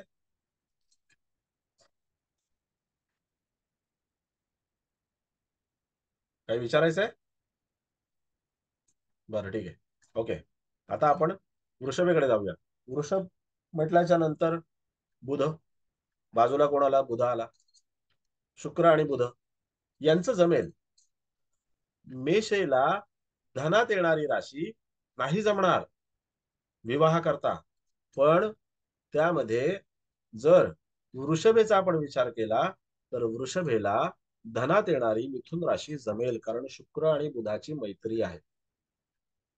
बुध जो आहे तो इतका चलाख आहे की तो स्वतःला तर सांभाळतोच, शुक्रालाही सांभाळून घेतो आणि गरज पडली तर शुक्राला शेंडीही लावतो. एवढा बुध चलाख आहे. मग अशा ह्याच्यामध्ये जर आपण पाहिलं तर ती धनात येणारी राशी त्याच्यासाठी योग्य आहे. मिथुनेचे सगळे गुणधर्म तुम्हाला माहिती आहेत की त्याच्यामध्ये मिथुनेचा गुणधर्म जरी बडबड करण्याचा असला तरी सुद्धा त्याच्यामध्ये आपला मुद्दा लोकांसमोर कसा मांडावा, कसा ठेवावा हे त्याला माहिती असतं. एखादी सुंदर वस्तू, सुंदर गोष्ट जर त्याच्यामध्ये वृषभेने तयार केली तर ती लोकांसमोर आणण्याचं काम जे आहे ना, तर ते बुधच करू शकतो. ते दुसऱ्या कोणाला जमणार नाही आणि ते मिथुनेला बरोबर जमतं. तुम्हाला एक साधी सुधी गोष्ट सांगतो की जर समजा त्याच्यामध्ये तुमच्या घरामध्ये तिथे एक व्यक्ती तिथे काहीतरी कलाकुसर करणारी असेल किंवा त्याच्या अंगी एखादा विशेष गुणधर्म असेल किंवा तो अमुक एक गोष्ट खूप चांगल्या प्रकारे शिकलेला असेल, तर तो विशेष गुणधर्म तुमच्या घरातली बुधाची व्यक्ती इतर लोकांसमोर व्यवस्थितपणे मांडते, व्यवस्थितपणे सांगते आणि तुमचं इंट्रोडक्शन ती करून देते. लक्षात घ्या, हा त्यांच्यामधला एक गुणधर्म आहे. हा अनुभव तुम्ही बऱ्याच लोकांनी घेतला असेल. ज्योतिष प्रॅक्टिकलच असायला पाहिजे असं.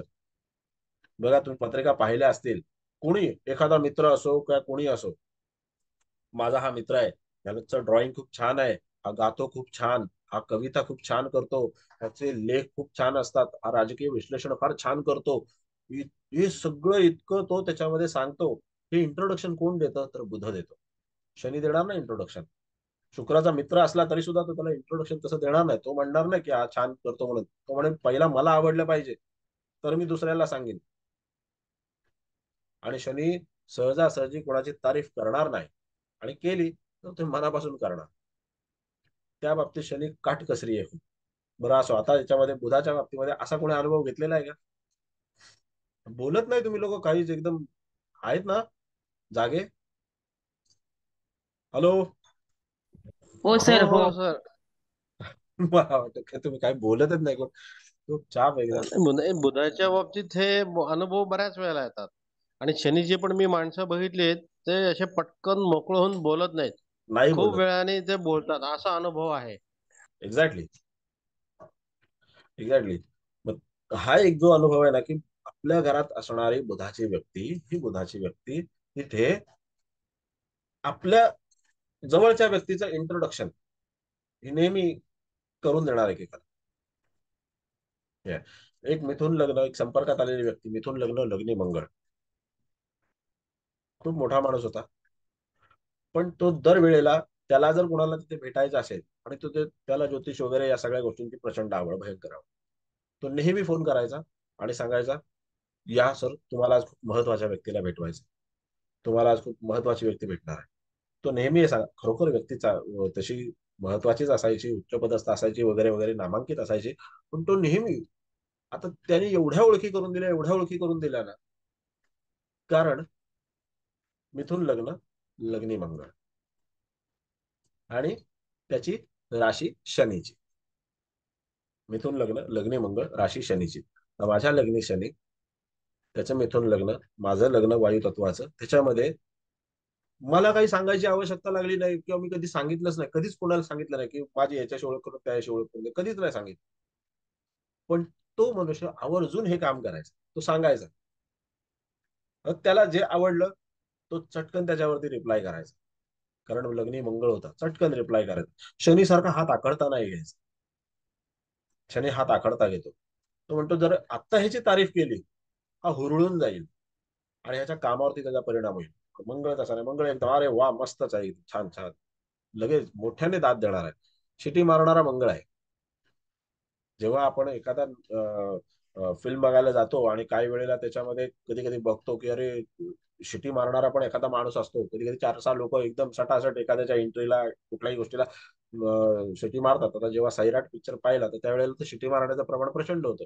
पिक्चरही मंगळाच्या माणसाचा होता, बघायलाही मंगळाची माणसं गेली, आणि त्याच्यामध्ये तिथे पूर्णपणे तिथे शिट्ट्यांचा माहोल होता. का? कारण तो शिटी मारणारा, शिट्टी बुधाकडे येते, पण शिट्टी मारणारा माणूस मंगळाकडे येतो. तो बिनधास्तपणे कुठलीही पर्वा न करता शिट्टी मारतो आणि दाद देतो. चांगला आहे. न्यूसन्स क्रिएट होतो. ज्या गोष्टीने न्यूसन्स क्रिएट होतो, लक्षात घ्या, ते करणारा मंगळ असतो. ते करणारा मंगळ असतो. जरी ध्वनी हा बुधाकडे असला, तरी पण ध्वनी प्रक्षेपक लावणं, भोंगा लावणं, आणि त्या भोंग्यावरती बोंबलत बसणं किंवा गाणं लावणं, आणि त्या सगळ्या लोकांना तिथे ते ऐकवत राहणं, हे काम मंगळाचं आहे. हे काम मंगळाचं आहे. आता ते अॅनिमल नावाची एक फिल्म आली, ती जर कोणी पाहिली असेल, डॉल्बी वाल्या बोलव माझ्या डीजेला, त्याच्यामध्ये खरोखर त्या माणसाच्या बुद्धिमत्तेला मला सलाम करावा असं वाटतो.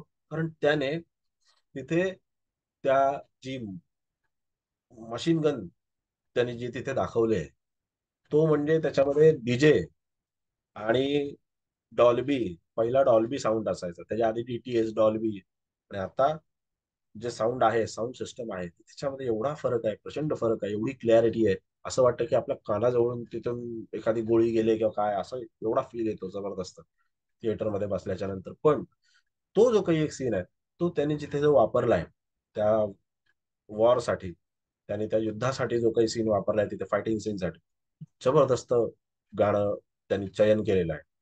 मग हे चयन अमुक एका गोष्टीसाठी करणं, याच्यासाठी मंगळ आणि बुध अशा दोन्ही ग्रहांची आवश्यकता असते. कुठे कोणती गोष्ट फिट बसवावी, ते हे असतं ना, चौकोनांचा गेम असतो, काय म्हणतात त्याला, रुबिक्स क्यूब, असा असतो ना तो. तो बुध सगळ्यात चांगल्या प्रकारे खेळू शकतो. बुध सगळ्यात चांगल्या प्रकारे खेळू शकतो. असं आहे. बरं, अजून काही विचारायचं आहे कोणाला? एक मिनिट, जरा पाणी पितो.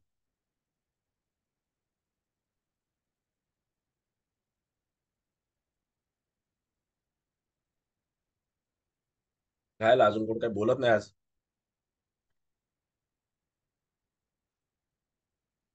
बरं, ठीक आहे. मग आता त्याच्यामध्ये वृषभ आणि मिथुन यांचं जमणारं आहे, हे कळलेलं आहे. त्याच्यानंतर कर्क. वृषभ आणि कर्केचं नाही जमत. वृषभ ही त्याच्यामध्ये स्वार्थीपणा, स्वकेंद्रितपणा या गोष्टी दाखवणारी. कर्क तशी स्वार्थीपणा आणि स्वकेंद्रितपणा नाही दाखवणार. कर्क पहिल्यांदी अगदी मनापासून अंतर्मनापासून सगळी कामं आणि सगळ्या गोष्टी करण्याचा प्रयत्न करेल, पण ज्या वेळेला तिथे वेळ येईल तर त्या वेळेला कर्केची अपेक्षा पण तशीच असते की समोरच्याने पण मला असंच वागवलं पाहिजे, माझ्यासाठी असंच केलं पाहिजे, पण तसं होत नाही. पण तसं न झाल्यामुळे काय होतं, तर तसं न झाल्यामुळे त्याच्यामध्ये तिथे वृषभ आणि कर्क तिथं जमणार नाही. कारण कर्क जी आहे ती स्वकेंद्रित राशी नाहीये.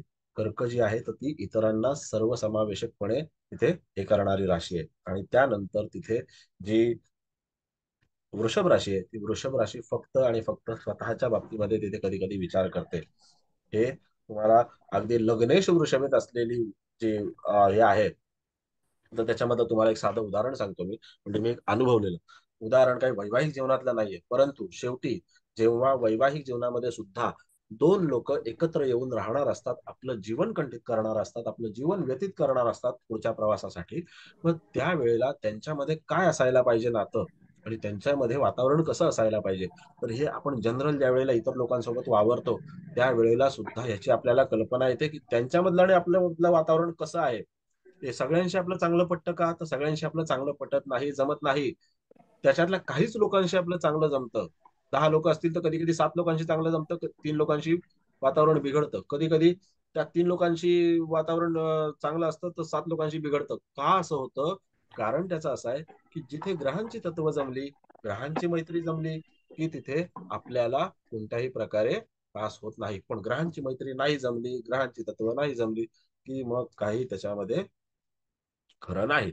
मग कधी ना कधीतरी त्याच्यामध्ये कुठे ना कुठेतरी ठिणगी पडणार, ठिणगी उडणार आणि त्याच्यामध्ये स्फोट हा होतोच होतो. स्फोट कधी कधी ग्रह कोण आहे त्याच्यावरती अवलंबून असतो की कसा स्फोट होतो. ते सुद्धा ग्रहांवरतीच अवलंबून आहे. ओके, म्हणून हा बोला बुंजे मॅडम, काय बोलायचंय का? हा सर, माझं रास कर्के आणि माझ्या सुनेची रास वृषभ होती. हम्म. 2 वर्ष हा ती खूप छान वागायची अगोदर, लग्नाच्या अगोदर. जसं हा. लग्न झालं तसं तिने माझ्याशी एवढं भांडण करायला सुरुवात केली ना. कसं आहे मॅडम, एक सोल्जर नावाचा एक सिनेमा होता. सोल्जर, मला वाटतं कधी आला होता, 98 ला वगैरे आला होता, बॉबी देओलचा. त्याच्यामध्ये एक वाक्य आहे, काम खतम आदमी खतम, आदमी खतम काम खतम. वृषभचा फंडाच तो आहे, काम खतम आदमी खतम. काम संपलं, तुमच्यापर्यंत येण्याचं काम काय होतं? 2 वर्ष आधी का चांगलं वागणं, की बाबा मला ह्या घरामध्ये एंट्री करायची, मग एंट्री एंट्री करताना करायची. तिथे वॉचमनशी भांडण करून चालेल का, मॅनेजरशी भांडण करून चालेल का? नाही चालणार. काय होतंय? मग एंट्री करताना तुमच्याशी चांगलंच वागलं पाहिजे. एंट्री झाली, सगळं झालं, त्याच्यानंतर मग चला जे आहे ते. तलाक झाला. नाही, ह्या गोष्टी होतातच. म्हणून माणूस हा ग्रहांच्या अनुसरूनच वागतो. ग्रहांच्या पलीकडे अर्ध पाऊल सुद्धा तो जाऊन वागू शकत नाही. जे ग्रह आहेत तसंच तो वागणार. लक्षात घ्या. ओके, तुम्ही सुद्धा बऱ्याच लोकांनी अशी उदाहरणं पाहिली असतील. आणि अशाच प्रकारे एक एक गोष्टी ज्या आहेत ना त्या बघा की कोणामध्ये. आता काही वेळेला असे पण पालक असतात की ते मुलाची पत्रिका घेऊन येतात आणि मग विचारतात, म्हणजे एकाने मला विचारलं होतं, अहो मुलाचं राहू द्या, ते माझ्या बायकोचं आणि सुनेचं जमेल, म्हणजे येणाऱ्या सुनेचं जमेल का? अरे म्हटलं, मुलाचं राहू द्या, त्याला आयुष्य काढायचं आहे. तुमचा जोडीदार तुम्हाला मिळालेला आहे. आता तुमचं जे काही आहे तर ते आता संपत आलेलं आहे. असं म्हटल्याच्या नंतर त्याला राग आला. आवाज ब्रेक का बरं होतो? हॅलो, येतोय का आवाज? तर मधून मधून ब्रेक होतो. ओके, ठीक आहे. त्याचं म्हणणं असं होतं की नाही, हिचं आणि तिचं जमेल काय? म्हटलं, मी इथे मुलाची आणि मुलीची पत्रिका जी आहे त्यांची सांगड घालण्याचं काम करेन, त्यांचं तुम्हाला भविष्य सांगण्याचं काम करेन. पण हे ते सासू आणि सून, मग त्याच्यामध्ये तुम्हाला तिचं आणि याचं जमलं पाहिजे तरच पुढे. म्हटलं हा विचारच चुकीचा आहे मुळामध्ये. तुम्हाला तिथे तुमचा कार्यकाळ तिथे किती असणार आहे, त्याच्यानंतर त्या दोघांचा कार्यकाळ त्यांना जो हे करायचा आहे, व्यतीत करायचा, तो किती असणार आहे याचा थोडासा विचार करायला पाहिजे. लोक काही बाही प्रश्न विचारतात, आपण सगळ्या प्रश्नांना तिथे एंटरटेन करू नये. हॅलो. हा हॅलो. बोला. हा बोला. एक जस्ट विचारतो. मगाशी जे उदाहरण तुम्ही सांगितलं वृषभेचं आणि पटलं नाही, तर कृतिकामध्ये असण्याचा संभव जास्त आहे का, असं आपल्याला अंदाज काढता येईल का? नाही नाही, असं असं काही अंदाज काढता येणार नाही. असं काही अंदाज काढता येणार नाही. ते रोहिणीमध्ये पण असू शकतं, मृगशीर्षमध्ये पण असू शकतं. कारण राशीची कॅव्हिटी आहे ना, ही राशी म्हणून तर आपल्या पूर्वाचार्यांनी राशीच्या कॅव्हिटीज तयार का केलेल्या आहेत, 2.25 नक्षत्रांची एक राशी का बनवलेली आहे, त्याचं कारणच ते आहे ना. आपण त्याच राशीला तेवढं का म्हणतो, आपण 2.25च्या ऐवजी 2 का नाही करत, 2.5 का नाही करत? नक्षत्रांचा फलादेश वास्ट आहेच, त्याच्याबद्दल काही प्रश्नच नाही, तो मोठा आहेच. पण जेव्हा आपल्या ऋषी मुनींनी काही शास्त्राची निर्मिती केली आणि भगवान शिवाच्या आशीर्वादाने त्यांच्या इच्छेनुसार जी काही शास्त्राची निर्मिती झाली, तर त्यावेळेला तिथे 2.25 राशींचंच नक्षत्र, 2.25 नक्षत्रांची एक राशी जी आहे, ती एक राशी त्याच्यामध्ये त्यांनी निहित केली. आणि त्या राशीचे गुणधर्म आतापर्यंत आपण शिकलेल्या ज्योतिषमध्ये कुठे 19-20 होतात का? नाही होत. का नाही होत? कारण त्या राशींचे गुणधर्म हे तसेच असतात.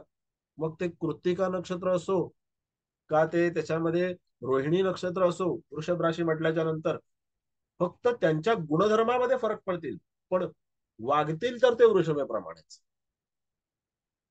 अगदी कृत्तिकेचं शेवटचं चरण असलं तरी, पहिली शेवटचं नाही, सॉरी, दुसरं, तिसरं आणि चौथं चरण असलं तरी वागतील ते वृषभेप्रमाणेच. पण ज्या वेळेला तिथे, आता तुम्हाला एक आणखी उदाहरणादाखल सांग, आपलं वृश्चिक राशीमध्ये येणारं विशाखा नक्षत्र आणि तुळेमध्ये येणारं विशाखा नक्षत्र, बरोबर आहे. मग तुळेमध्ये त्याचे 3 चरण येतात आणि एक चरण जे आहे हे कुठे येतं, तर त्याच्यामध्ये वृश्चिकेमध्ये येतं. मग ज्या वेळेला तिथे आपण हा विचार करतो की तिथे अगदी बॉर्डरचं लग्न असेल तुळेतलं, तर त्याच्याकडे तिथे विशाखा नक्षत्राचे गुणधर्म येतील, तुळेचे गुणधर्म येतील आणि एखादा ग्रह त्याच्यात असेल तर त्याचे गुणधर्म येतील. वृश्चिकेचे गुणधर्म नाही येणार. त्याच्यासाठी त्याला वृश्चिकेत यावंच लागेल, कारण ती अशी काही बाजूबाजूला घरांसारखी खेटून नाही आहेत ना नक्षत्र. त्या नक्षत्रांमध्ये अंतर किती आहे? नक्षत्राचा एक तारा इथे तर दुसरा तारा तिकडे कुठं अमेरिकेत असेल, एवढं अंतर त्यांच्यामध्ये असतं. प्रकाश वर्षांचं, अनेक प्रकाश वर्षांचं अंतर त्याच्यामध्ये असतं. मग अशा वेळेला तिथे त्या दोघांचं जे काही अंतर आहे ते आपल्याला त्या चार्ट मध्ये किंवा त्या पंचांगामध्ये इतकं जवळ दिसतं, पण ते तितकं जवळ नाहीये. त्याच्यामुळे ते गुणधर्म त्याला लागणं होणारच नाही. काही वेळेला असंही लोक सांगतात, तर ते वृश्चिक लग्न, जर समजा तुळ लग्न अगदी बॉर्डरचं असेल ना, मग त्याला वृश्चिकाचे गुणधर्म मिळतात. कसे मिळतील? नाही मिळणार. कारण तो जो काही पार्ट आहे, तो पार्ट किती मोठा आहे याची आपल्याला कल्पना नसते. आणि त्या एका चरणामध्ये आपण कुठे आहोत याची आपल्याला कल्पना नसते. आपण केवळ गणितीय माध्यमामध्ये षष्टांश मांडतो, पण त्याच्यामध्ये सुद्धा ह्या ज्या काही 108 नवमांश आहेत ना, 108 नवमांश म्हणजे प्रत्येक राशी नक्षत्राचे 4-4 चरण केले तर त्याच्यामध्ये 108 होतात. ते 108 नवमांशाचे सुद्धा जर विभाजन सगळं केलं तर 72,000 होतात. म्हणजे ही कॅव्हिटी जी पूर्ण आहे 360 चा जो वर्तुळ आहे तो 72,000चा आहे. तो जर 72,000चा असेल स्लॉटचा, तर त्या 72,000 मध्ये आपण कुठे आहोत? म्हणजे आकाश किती मोठं आहे आणि आपण कुठे आहोत? कसं आहे? बोला कुलकर्णी साहेब, प्रश्न खूप चांगला विचारला तुम्ही, त्यामुळे एवढं सांगता आलं. थँक्यू. येस येस, थँक्यू, कळलं सर. बोला बोला, आणखीन काय बोलायचंय, कोणाला विचारायचंय? अरे तुम्ही लोक काय बोल, मी तुम्हाला विचारतोय की तुम्हाला काही शिकवलेलं कळतंय का? तुम्ही कथा वाचतोय असं नाही ना? कळतं सर. नाही सर, कळतंय कळतंय. कळतंय ना? छान सांगताय सर तुम्ही. तुम्ही अगदीच एकदम सगळे स्तब्ध असता, मला काय कळतच नाही. सर ऐकून मंत्रमुग्ध सर होतो सर. अहो हो कसं आहे, सर, गाणाऱ्याला खूप छान नाद शिकवताय. नसतो. बेसिक मध्ये जेव्हा तुम्ही राशी शिकवल्या होत्या हा. त्याचं पुढचं व्हर्जन आहे असं मला वाटतं. अहो आणि राशीशिवाय म्हणजे ज्योतिषच नाही ना ऐकतच साहेब. आपण ते त्या टायमाला ते बेसिक होतं ना, ते त्याची पुढची पायरी वाटते. बघा, तुम्हाला एक सांगतो मी, माणूस सीए झाला तरी सुद्धा त्याला अधिकच्या चिन्हाचा, पहिलीच शिकवलेल्या अधिकच्या चिन्हाचा वापर करावा लागतो, वजाबाकीच्या चिन्हाचा वापर करावा लागतो, दुसरी शिकवलेल्या भागाकार चिन्हाचा वापर करावा लागतो, गुणाकार चिन्हाचा वापर करावा लागतो. तो अगदी सायंटिस्ट झाला तरी सुद्धा त्याला ह्या चिन्हांचा वापर करावा लागतो की नाही? मग ज्योतिषमध्ये का नाही? ज्योतिषमध्ये आपल्याला फक्त असं दाखवलं जातं, काय म्हणतात त्याला, इल्युजन, असं त्यांना एक भासमान वातावरण तयार केलं जातं. तुम्ही ही पद्धत शिकलात ना, मग तुम्ही एकदम टॉप लेवलचे ज्योतिषी झालात. शक्यच नाही. त्याला ग्रह येत नाहीत, त्याला राशी येत नाहीत, त्याला काहीच येत नाही. तो कधीच होणार नाही ज्योतिषी. हे माझं स्पष्ट मत आहे. ठिकाण आहे, स्पष्ट मत आहे. म्हणून ग्रह राशींवरती जास्तीत जास्त तिथे हे करा. माणसं म्हणतात की नाही, मग ते त्याला हे आलं पाहिजे, त्याला ते आलं पाहिजे, पंचांग. अरे काय पंचांग करायचं? पंचांग किती लोकांना प्रॉपर पंचांग वाचता येत? कारण त्यांना पंचांग शिकवलं जात नाही. याच्यामध्ये विद्यार्थ्याची कमतरता नाही, विद्यार्थ्याची चुकी नाही, याच्यामध्ये शिकवणाऱ्याची चूक आहे. आपण फक्त पंचांग ते टेक्निकली वाचायला शिकतो. पण हा जो काही भाग आहे, जसा आता कुलकर्णी साहेबांनी प्रश्न विचारला, त्यानंतर एवढं बोलता आलं, मग तुम्ही सुद्धा असा प्रश्न विचारू शकता का? त्याच्यासाठी तुम्हाला विचार करणं गरजेचं आहे. विचार करा. ताकद सोचने से बढ़ती है. समजलं? आणि ताकद ही सर बुद्धीची एक आहे, तर ती विचारानेच वाढते. मला एकाने सांगितलं होतं, मी बऱ्याच लेक्चरमध्ये किंवा बऱ्याच माझ्या सेशनमध्ये हे गोष्ट लोकांना सांगितलेली आहे. त्याने मला विचारलं होतं, मला वाटतं 20 वर्षाच्या पण आतमध्ये होतो मी, तर त्यांनी मला विचारलं की ताकद कैसे बढ़ती है. तर त्यावेळेला काय जिमला वगैरे मी जायचं होतं, त्याने मला विचारलं ताकद कैसे बढ़ती. तर मी त्याला फुटकळ अशी 4-5 उत्तरं दिली, ऐसे बढ़ती है, वैसे बढ़ती है. त्यांनी मला सगळी उत्तरं चूक म्हणून सांगितलं आणि तो मला म्हणाला का ताकद सोचने से बढ़ती है. बस एवढं वाक्य बोलला, एक्सप्लेनेशन काही नाही. त्याच्यानंतर मग मी माझ्या डोक्यात विचार करायला सुरुवात केली, ताकद सोचने से बढ़ती है. मग कळलं की अरे हा, खरोखर ताकद सोचने से ही बढ़ती है. आणि जर माणसाला विचार करता येत असेल तर त्याचा मेंदू सक्षम आहे. त्याचा मेंदू सक्षम असेल तर त्याच्याकडे तिथे विचारांची ताकद आहे आणि विचारांची ताकद ही खूप मोठा बदल घडवू शकते. असं आहे. म्हणून विचार करा. आपण जे शिकतोय, जे ऐकतोय, त्याच्यावरती विचार करा. विचार करणं खूप गरजेचं आहे. त्याशिवाय तुम्हाला प्रत्येकाला असं हे जे माणसाचं निरीक्षण करणं, त्याच्या प्रत्येक गोष्टींचं तिथे त्याच्या भूमिकांचं आकलन करणं, विवेचन करणं, त्याच्यावरती विचार मंथन करणं हे जमणार नाही. हे जमलं पाहिजे तर तुम्हाला असंच वागलं पाहिजे. ओके, बोला. हा सर एक विचारू का? हा बोला ना. बिलकुल. हा सर, आता आपण हे जे बघतोय त्याच्यामध्ये आपण वृषभ लग्न आणि आपली मिथुन लग्न, बरोबर हा. आहे. मग त्याचप्रमाणे आपण म्हणजे ह्या लग्नाला आपण प्राधान्य द्यायचं तर त्यांच्या राशींना द्यायचं, म्हणजे त्यांची आता रास वेगळी असेल आणि या दोघांची वेळ हे असेल तर आपण काय बरं साहेब, आता असं आहे की मी तुम्हाला आपण ज्या काय वेळेला, करायचं पहिला, हा म्हणजे लग्नाला सांगतो. प्राधान्य द्यायचं का? बरं सांगतो. मी ज्या वेळेला पहिलं लेक्चर घेतलं, पहिलं लेक्चर आहे या क्लासचं पहिलं लेक्चर, त्यावेळेला मी एक गोष्ट सांगितली तुम्हाला की आपण जे जे विश्लेषण आणि विवेचन करणार आहोत ते लग्न राशी ते लग्न राशी आणि चंद्र राशी ते चंद्र राशी. जेव्हा मी राशींबद्दल बोलतो त्यावेळेला ती चंद्र आणि लग्न असं दोन्ही गृहीत धरा. मग आज चंद्र राशीवर लेक्चर, उद्या लग्न नाही नाही राशीवर. असं नाही, असं नाही. आता ओके, मला फक्त एवढंच विचारायचं होतं, जेव्हा पत्रिका समोर येते. मी काय म्हणतो ऐका तर, जेव्हा पत्रिका समोर येते त्यावेळेला तुम्हाला लग्न राशी ते लग्न राशी असंच कॉम्बिनेशन जोडायला लागतं. चंद्र राशी ते लग्न राशी कॉम्बिनेशन कसं जोडून चालेल? लग्न म्हणजे काय? देह, देह. चंद्र म्हणजे काय? मन. मन. मग आता जर समजा देहाची सांगड जर आपण मनाशी घालायला गेलो तर चालेल? नाही चालणार. मनाची सांगड देहाशी घालायला गेलो चालेल? नाही चालणार. का नाही चालणार? कारण तिथे माणसाचं मन आणि त्याच्याकडून होणाऱ्या कृती, ऍक्शन, रिॲक्शन ह्या खूप भिन्न असतात. म्हणून बघा, तुम्ही आजचं ही रेकॉर्डिंग व्यवस्थित ऐका, आधीच ही रेकॉर्डिंग व्यवस्थित ऐका. मी नेहमी हे सांगितलेलं आहे की आपण, मी आजही उल्लेख केला लेक्चर सुरू करताना, हे टॉपिक सुरू करताना, की चंद्र राशी आणि लग्न राशी असं दरवेळेला मी उल्लेख करत नाही राहणार.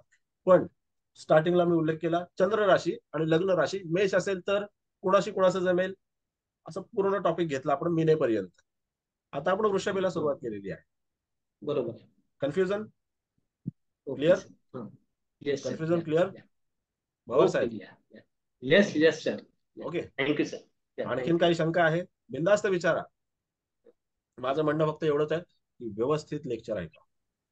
बघा काय माहितीये का, जरी मी तिथे थोडीफार इकडची तिकडची काही पाष्कळ बडबड केली तरी सुद्धा ती वगळा, पण जे काही मी सांगतोय ना ते नीट ऐका. कारण मी कारणाशिवाय कुठलीही गोष्ट सांगणार नाही, कुठलंही उदाहरण कारणाशिवाय मी देणार नाही. भवर साहेब अजून काही विचारायचं तुम्हाला? तुमचं हे क्लिअर झालं का मला सांगा. हो हो हो कारण हो क्लिअर विषय झालं. पुढे गेल्याच्या नंतर मग तिथे मनात शंका राहिली ना तर मग त्याच्यात मजा येत नाही, मग ते मलाच नाही खटकत नाही राहील. क्लिअर? ओके. बरोबर आहे. Okay sir. थँक्यू. आपण लग्न राशी आणि चंद्र राशी दोन्ही विषयी आता चर्चा करत आहोत. याच्या आधी पण आपण लग्न राशी आणि चंद्र राशी दोन्ही विषयी चर्चा केलेली आहे. आणि त्याच्यामध्ये तिथे आपण कॉम्बिनेशन जमवताना, कॉम्बिनेशन जुळवताना कसं जमवायला पाहिजे, कसं जुळवायला पाहिजे याचा विचार करताना आपण काय केलं की मेष राशीचा मित्र कोण आहे आणि जो मित्र आहे त्याच्यामध्ये सुद्धा कशा प्रकारचं वातावरण होईल याचं पण आपण विश्लेषण केलं. असं नाही की हा नवपंचम आहे म्हणजे चांगलंच आहे, मग तिथे चांगलं आहे म्हणून विषय क्लोज करून आपण सोडून नाही दिलं. सिमवेला आपण क्लोज करून विषय सोडून दिला का, हा चांगला आहे टिक मार्क करा, 100 पैकी 100 मार्क नाही, 100 पैकी 100 मार्क नाही, तिकडे पण 60-70च मार्क मिळतात. धनु म्हटल्याच्या नंतर सुद्धा तिकडे पण 60-70च मार्क मिळणार आहेत, या पलीकडे मार्क जाणार नाहीत. जसं मराठीच्या पेपरमध्ये कधीही एखाद्या माणसाला 100 पैकी 99 मार्क्स मिळू शकत नाहीत, तसं हे ज्योतिषशास्त्र आहे. उगाच ज्ञानोबा माऊली असं म्हणाले नाही, अमृताचेही पैजा जिंके, तसंच आहे हे ज्योतिषशास्त्र पण अमृतच आहे. त्याची चव घ्या, खरोखर खूप छान आहे, मजा येते. चर्चा करताना पण मजा येते, शिकताना पण मजा येते. बोला लेले मॅडम. तुम्ही म्हणता तसं शिकताना मजा येते, सगळं कळतं, परंतु प्रत्यक्ष पत्रिका समोर आली की सुरू कुठून करूया असा हा पहिला प्रश्न येतो. आता मॅडम असा आहे की सुरू कुठून करूया म्हणजे असा नुसतं प्रश्न. लग्न जुळवणं नव्हे, एकंदरच पत्रिका बघायची झाली, एखाद्याने काही प्रश्न विचारला की नक्की काय करूया आपण, असा हे येतं. मला सांगा मुळात तुम्ही कन्फ्युजच का होता? कुठलाही का प्रश्न येईना तुम्ही कन्फ्युज का होता? तुम्हाला राशी माहिती, तुम्हाला स्थान माहिती, तुम्हाला प्रत्येक राशींचे नक्षत्र, राशींचे स्थानांचे गुणधर्म माहिती आहेत, ग्रह माहिती आहेत, मग विचार कशाला करायचा? म्हणजे हे सगळं कुठलीही पाठांतर, हे सगळं पाठांतर, झालं. पाठांतर नाही. नाही पाठांतर म्हणजे इन जनरल हे सगळं डोक्यात आहे, पण ऍक्च्युली डोक्यात प्रॅक्टिकल करताना बघा, आता तुम्हाला सांगतो, मला म्हणजे एका व्यक्तीने 1000 पुस्तकं वाचली, त्या व्यक्तीने 1000 पुस्तकं वाचली आणि 1000 पुस्तकातल्या सगळ्याच्या सगळ्या ओळी त्याला पाठ झाल्या. बघा, पाठ झाल्या. त्याने अशी पुस्तकं वाचली की त्याच्या सगळ्या ओळी डोक्यात बसल्या. पण पत्रिका त्यातल्या बोलता 100 येते. ओळी कुठे वापरायच्या हे त्याला त्याच्या सद विवेक बुद्धी किंवा त्याची चाणाक्ष बुद्धी यांनाच ठरवायचं आहे. हे ते निसर्गाचं काम आहे, हे आपलं काम नाही. तुम्ही बोलायचं कसं, तुम्ही बोलायचं कसं, जसं की आपण नेहमी कोणाला तरी कॉपी करत असतो, लक्षात घ्या. तसं आपण ना चांगलं वक्तव्य नेहमी ऐकलं पाहिजे. आपण काय करतो, वक्तव्याकडे लक्ष न देता तो काय बोलतो ह्याच्याकडे लक्ष देतो आणि नोट्स लिहून घेण्यामध्ये गर्क असतो शिकताना. पण नेमकं हा मनुष्य जर समजा काहीही कागदपत्र हातात न घेता जर बडबड करतोय तर तो कसं बडबड करतोय? तो कशी बडबड करतोय. आणि मी ही बडबड जेव्हापासून करतोय, बडबड म्हणजे हे जे काही शिकवण्याचं काम करतोय, तर ह्याच्यामधलं मला वाटतं फक्त एकाच माणसाने त्याच्यामध्ये व्यवस्थित ते ओळखलं की सर तुम्ही कसं बोलता. आणि त्यांनी मला त्याची लिंक सांगितली की तुम्ही कशा प्रकारे पुढे पुढे पुढे पुढे जाता. कुलकर्णीने सांगितलं. म्हणजे मी अगदी सगळ्यांच्या समोर सांगतो, त्यांनी मला एकदा सांगितलं तर तुमची ती पद्धत जी आहे, एक मुद्दा मिळाल्याच्या नंतर जे तुम्ही सट सट सट सट पुढे जाता, कसे जाता. आता त्यांनी ते निरीक्षण केलं. मला असं म्हणायचंय की तुम्ही 100 लोकांची भाषणं ऐका, 100 लोकांची तुम्ही वक्तव्य ऐका, ज्योतिषवरची नाही ऐकली तरी काय हरकत नाही. त्याच्यात आणखीन डोक्यात कचरा भरेल. दुसरं काहीतरी ऐका, चांगलं ऐका. माणूस बोलतो कसा, विचार मांडतो कसा, हे ऐका. तिथूनच आपण तयार होत असतो. आपण बोलायला कसं शिकतो लहानपणी. आई शिकवते ना आपल्याला, बाबा शिकवतो, आई शिकवते की बाबा असं बोल तसं बोल, आई बोल, बाबा बोल, दादा बोल, ताई बोल, हे सगळं शिकवतं ना. पण त्यावेळेला जेव्हा आपल्याला आई बाबा शिकवतो की बाबा तू हे बोल ते बोल, ते आपण त्यांच्याकडे बघून शिकतो. तसंच कुठून सुरुवात करायची. आता तुम्ही मला 100दा प्रश्न विचारता की नाही. आणि मला प्रश्न विचारणारे लोक फार आवडतात. आता तुम्ही मला हा प्रश्न विचारला, हा काय या विषयाशी संबंधित नाहीये, पण तरी सुद्धा मी त्याच्यावरती बोलतोय. का बोलतोय? कारण तुम्हाला ती गोष्ट कळली पाहिजे म्हणून बोलतोय.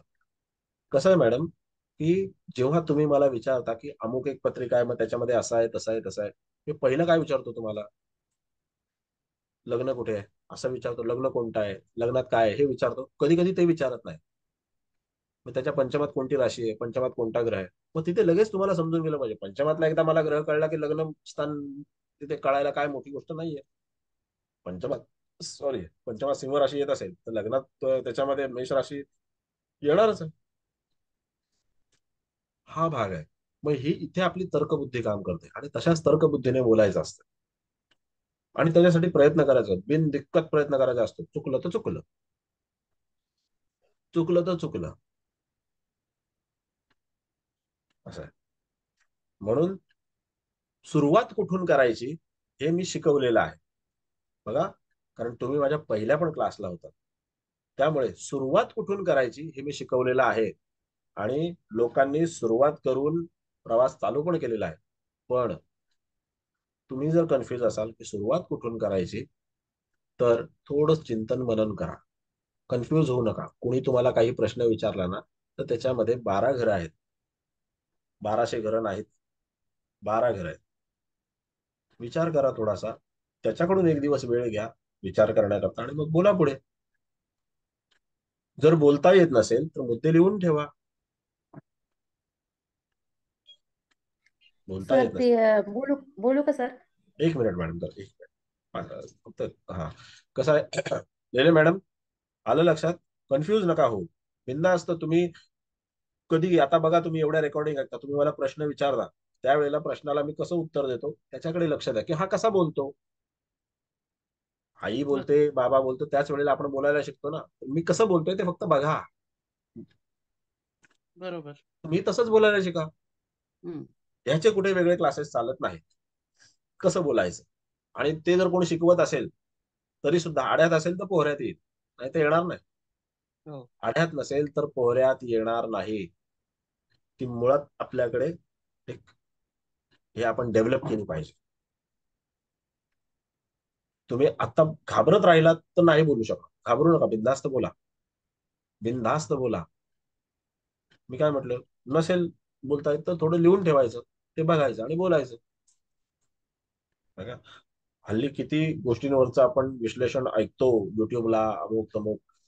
मग त्यावेळेला आता राजकीय विषय तर एवढे जटिल असतात, त्याच्यावरती कित्येक लोक तिथे विश्लेषण करत असतात. आणि ते विश्लेषण ऐकताना तिथे आपल्याला एक लक्षात येतं की त्यांनी काही टिपणं काढलेली असतात आणि ती टिपणं त्यांच्या समोर असतात.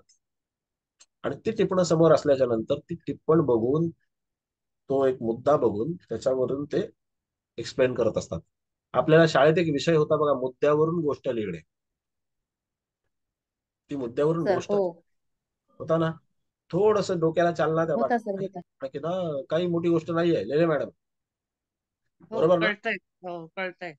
कॉन्फिडन्स आला पाहिजे. हा. कॉन्फिडन्स आला पाहिजे, बिंदास बोलायचं, घाबरायचं नाही. डर के आगे कॉन्फिडन्स जीत आला है. की सगळं झालं. बस, बघा, ज्योतिष शिकवणारा किंवा कुठलीही गूढ विद्या शिकवणारा हे 3 वेगळे फॅक्टर आहेत, आणि हे सगळं बोलायला लावणारा एकच आहे. बुध. हा, बरोबर ना, हे पण शिकवलेलं आहे. हो. बर, असो, बोला. का, का, कल काळसकर मॅडम हा, बोला. कळसकर. हा हा सर, ते टीव्ही वरती एक मालिका चालू आहे ना सर, 7व्या मुलीची 7वी मुलगी. त्याच्यामध्ये ती तिघी आहेत सर, ते नेत्रा, ती अशी मध्य आज्ञाचक्राशी हात लावते आणि तिला ते पुढचं दिसतं. मग मी पण तुमच्यासारखी लिंक लावायला बघते सर, म्हणजे नेपच्यूनचं असेल ते गुणधर्म, किंवा मग ती ही जी असती कोणती इंद्राणी असती, तर ती म्हणजे असं खूप हे वेगळी दाखवली सर ती. त्याच्यानंतर मग ती ही दाखवली कोण, अं, अशा तिघी जणी दाखवल्या सर. तर ही बुध आणि ती त्या म्हणजे ग्रंथ असतो ना सर, त्यातल्या ते अर्थ मिनिंग लावती, आणि ते पेटी असते देवीची, त्यातले ते पानं असतात ते त्याच्यातले तर अर्थ लावती. अशा तिघींच्या 3 वेगवेगळ्या भूमिका आहेत सर त्याच्यामध्ये. बघा, इंट्युशन हा जो पार्ट आहे ना मॅडम, हा खूप भिन्न हा. आहे, डिफरंट आहे. हो. आणि एखादी गोष्ट आपण तर्काने मांडणं हे वेगळं हा. आहे. हो सर. ज्या वेळेला माणसाकडे इंट्युशन्स असतात, बघा लक्षात घ्या, इंट्युशन पॉवर असते, त्यावेळेला ती इंट्युशन पॉवर तुम्हाला अगदी, तुम्ही 2 तास 3 तास बोलणार असाल तर ती इंट्युशन पॉवर नाही काम करत.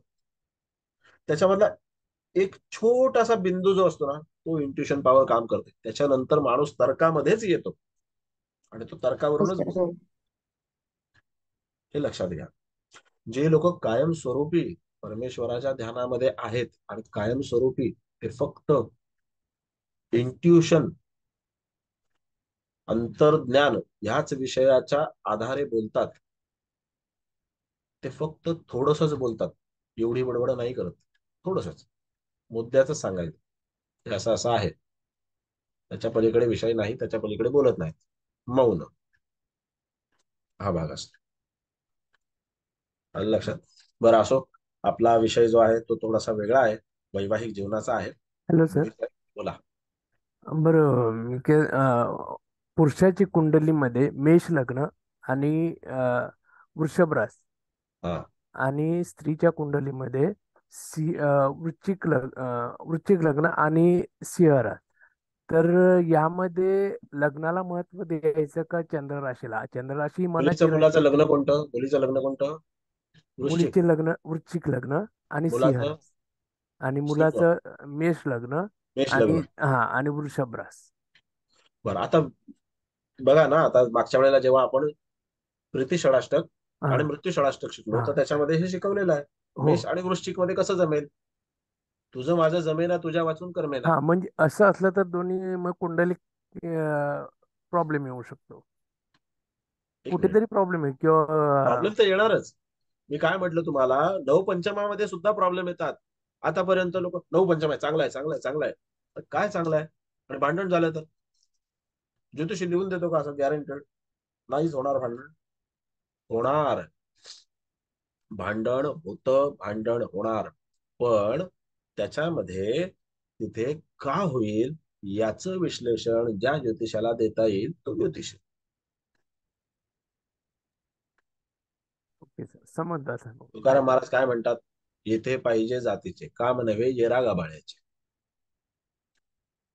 तिथे जातीचे म्हणजे काय, तर त्याला तो विषय अवगत असला पाहिजे. आता जसं मी तुम्हाला सांगितलं की तिथे वृश्चिक आणि मेष यांच्यामधलं वातावरण कसं असेल ते मी तुम्हाला सांगितलेलं आहे आधीच्या लेक्चर्स मध्ये, जेव्हा बरोबर. प्रीती षडाष्टक मृत्यू षडाष्टक घेतला त्यावेळेला. आता सिंह आणि वृषभ यांचं हा, जर आपण कॉम्बिनेशन पाहिलं तर तो केंद्र योग येतो, बरोबर आहे? बरोबर आहे. मग तो जर केंद्र योग असेल तर राजा आणि दासी शत्रुग्रह आहेत, आणि केंद्र योग पण आहे. मग दासी कोण आहे, मुलगा आहे की मुलगी आहे, म्हणजे वृषभेचा कोण आहे? वृषभेचा मुलगा आहे. मुलगा आहे. मग मुलगी ही जास्त कमांडिंग असेल. वृश्चिक आणि सिंह, तिच्याकडे सेनापती आहे, बघा तिच्याकडे काय काय आहे, 3 पत्ते खेळतात त्यावेळेला असं हे करतात ना, त्याच्याकडे काय काय आहे, सेनापती हो आणि राजा, बरोबर आहे. बरोबर याच्याकडे बरोबर. काय आहे? दासी आणि आणि सेनापती सेनापती. भारी कोण हो गया? मुलगी. सिंपल आहे. काय त्याच्यामध्ये कठीण आहे मला सांगा. अहो गंमत करून असं थोडं शिकता येतं. असं एकदम प्रेशर करून तोंड अगदी असं करून काहीच नाही जमलं तर मग आता काय होतं? घाबरणं सोडलेलं आहे आम्ही. या बाबतीत आम्ही घाबरणं सोडलेलं आहे. इथे आपल्याला कॉम्बिनेशन असंच करायचं आहे. मोठा कोण? ओके मोठा सर. कोण आहे? तर मुलगी ही कमांडिंग असेल, तिच्याकडे असणारी सेना जी आहे ती प्रबळ आहे. याच्याकडे असणारी सेना जी आहे तेवढी प्रबळ नाहीये. राजा दासीचं नाही ऐकणार, दासीला राजाचं ऐकावं लागेल. लक्षात घ्या. पत्रिका अजून आपण ग्रहांकडे पोहोचलोच नाही, आपण फक्त राशींमध्ये आहोत. तुम्हाला वाटतं का पत्रिका पाहणं खूप वैवाहिक जीवनामध्ये खूप कठीण आहे एकदम? अरे काय डोक्याला तापच आहे तो, असं वाटतं का? नाही सर, फक्त कधी कधी प्रॉब्लेम असला तर करतो फोन. हा तो ठीक आहे. बघा, प्रॉब्लेम सगळ्यांना येतात किंवा सगळ्यांना सगळ्या गोष्टी, मला सुद्धा ज्योतिष 0.5% येते आणि त्यातलंच मी तुम्हाला काहीतरी शिकवण्याचा प्रयत्न करतो. 0.5% ज्योतिष येतं मला. जर कोणी म्हणत असेल की मला 70% येतं, तर मी त्या माणसाचं दर्शन करू इच्छितो. 1% येतं म्हणत असेल तरी पण मी त्या माणसाचं दर्शन करू इच्छितो. असं 0.5% ज्योतिष मला येतं आणि त्याच्यामध्ये खरोखर तुम्ही जे काही कराल परमेश्वराला स्मरून तिथे त्याच्यावरती हे करा, सल्ला द्या. बघा तुमच्या मुखातून कधीही चुकीचा शब्द निघणार नाही, चुकीचं मार्गदर्शन निघणार नाही. कुठलीही कितीही कठीण कशीही पत्रिका येऊ दे, ती पत्रिका झटक्यात सॉल्व्ह करा, एका झटक्यात. काही त्याच्यामध्ये कठीण नाही वाटत. जी सर, असेच आशीर्वाद राहून द्या आमच्यावर. काय बाबा, आशीर्वाद महादेवांचे. आपल्या शुभेच्छा. बर बोला.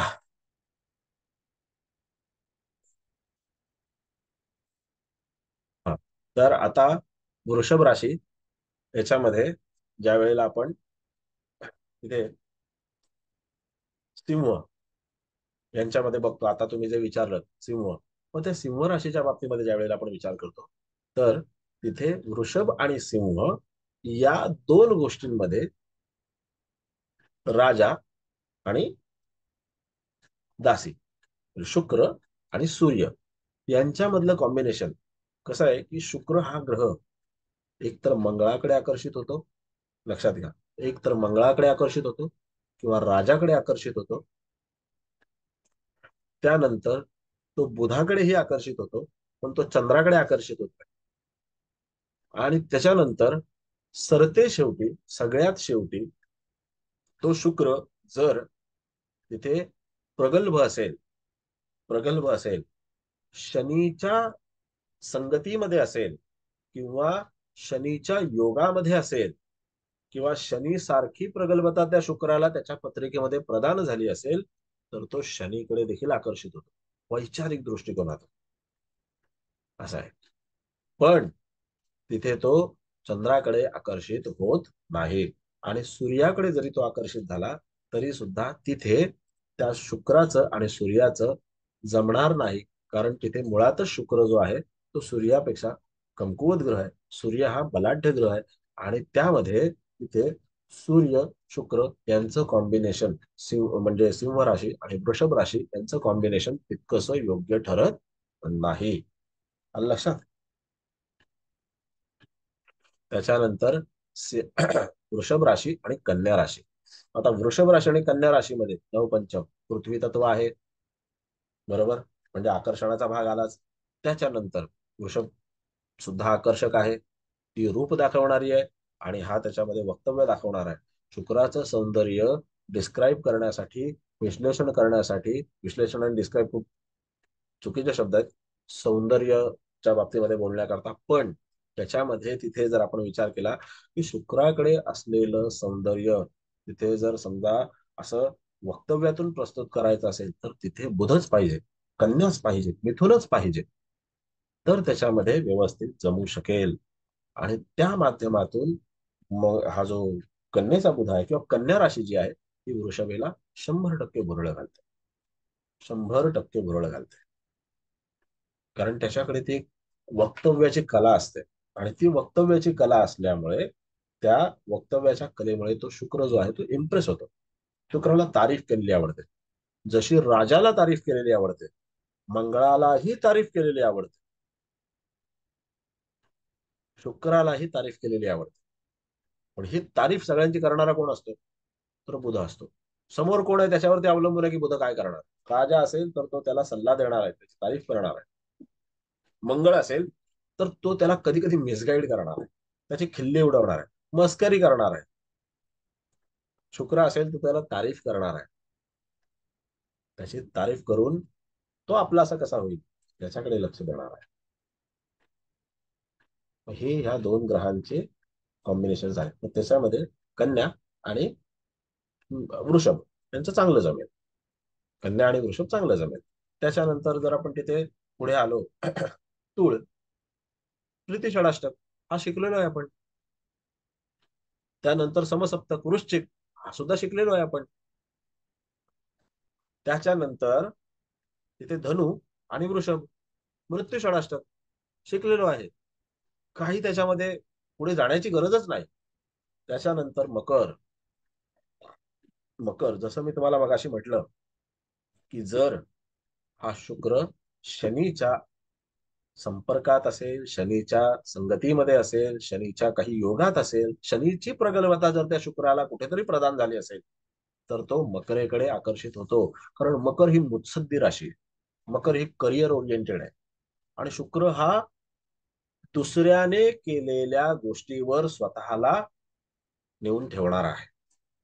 दुसऱ्याने तिथे बंगलो बांधावा, दुसऱ्याने तिथे आसन अंतरावं, दुसऱ्याने खुर्ची आणून ठेवावी आणि मग याने जाऊन बसावं. थोडक्यात काय, आयत्या वेळेवर नागोबा. मग जिथे शुक्र हा जो ग्रह आहे त्याची वृत्तीच अशी असते, तो काय म्हणतो की नाही मी तिथे एखादी गोष्ट जर रेडीमेड असेल मी कष्ट नाही घेणार, मी त्याच्यावरती तिथे जाऊन बसेल आणि मग तिथे छानपैकी पुढचं जसं होईल तसं घालवू. पण शनी तसा नाहीये. शनी पायाची चप्पल झिजेपर्यंत आणि डोक्याचे केस उडेपर्यंत मेहनत करणार आहे. पण शुक्र त्याला सांभाळून घेतो. सांभाळून घेतो म्हणजे काय करतो, तर शुक्र हा त्याच्या मर्जी विरुद्ध वागायचा प्रयत्न नाही करत, जात नाही. शनी म्हणाला ना असं नाही तर नाही. नाहीतर मग शनीचं कसं असतं माहिती आहे का, शनी घेतो बहिऱ्याची भूमिका. तो म्हणतो मला ऐकायलाच येत नाही तू काय म्हणतोस, मला कळतच नाही, अच्छा लक्षातच नाही माझ्या. मग तिथे सगळं वातावरण जातं बिघडत. मग शुक्र कासावीस होतो. आणि शनीची सवय अशी असते की न सांगता न बोलता तो अनेक ठिकाणी जहाजाला असे होल करून ठेवतो. आणि मग ते होल करून ठेवल्याच्या नंतर, छिद्र करून ठेवल्याच्या नंतर कुठून पाणी येतं हे त्या शुक्राला कळतच नाही. त्याची पंचायत होऊन जाते. कारण हा 2 पाय 2 अख्खा असं उताणी झोपलं तरी ते जहाज काही गळती व्हायचं थांबत नाही, म्हणजे जहाज पाणी शिरायचं थांबत नाही. म्हणून तिथे वृषभेला हे माहिती असतं की शनीशी कसं वागलं पाहिजे. अंतर ठेवून वागलं पाहिजे, विसंबून राहून वागलं पाहिजे, की त्याच्या तत्वानुसार वागलं पाहिजे. त्याला कळतं, मग तो तशा प्रकारे वागतो. शनीकडे असणारी जी प्रगल्भता आहे ती प्रगल्भता शुक्राला लवकर कळत नाही. म्हणून शुक्र जो आहे तो कन्येचं चयन हा चटकन करेल. कारण सगळा बोलीचालीचा मामला आहे. पण इथे बोलीचालीचा नाही. मकरेकडे बोलणं चालणं जास्ती नाहीये, गप्पा करणं, हे करणं ते करणं. थोडकच बोलेल, व्यवस्थित बोलेल, चांगलं बोलेल. पण शुक्राकडे वृषभेकडे काय आहे की मी कसा दिसतो किंवा मी कशी दिसते. शनीचं दिसण्यापेक्षा असण्याकडे जास्त लक्ष असतं. शनी म्हणतो तू कसा आहेस किंवा तू कशी आहेस. ह्याच्यासाठी तो थोडं ऑब्झर्वेशन मध्ये एखादी गोष्ट ठेवून देतो. आणि ऑब्झर्वेशन मध्ये ठेवल्याच्या नंतर जसं प्रयोगशाळा असते की नाही, त्याच्यावरती एखाद्या गोष्टीवरती प्रयोग करून तो ठेवून देतात काही दिवस, तसं शनीचं तत्व आहे. शनी त्या तत्वाने वागतो.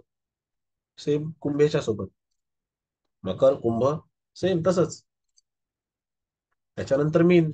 मीन तर जमणारच नाही, गुरुची राशी आहे. त्रि एकादश असला तरी जमणार नाही. आतापर्यंत आपण काय त्रि एकादश आहे, चालेल चालेल चालेल चालेल, जमेल जमेल. अरे कसं जमेल?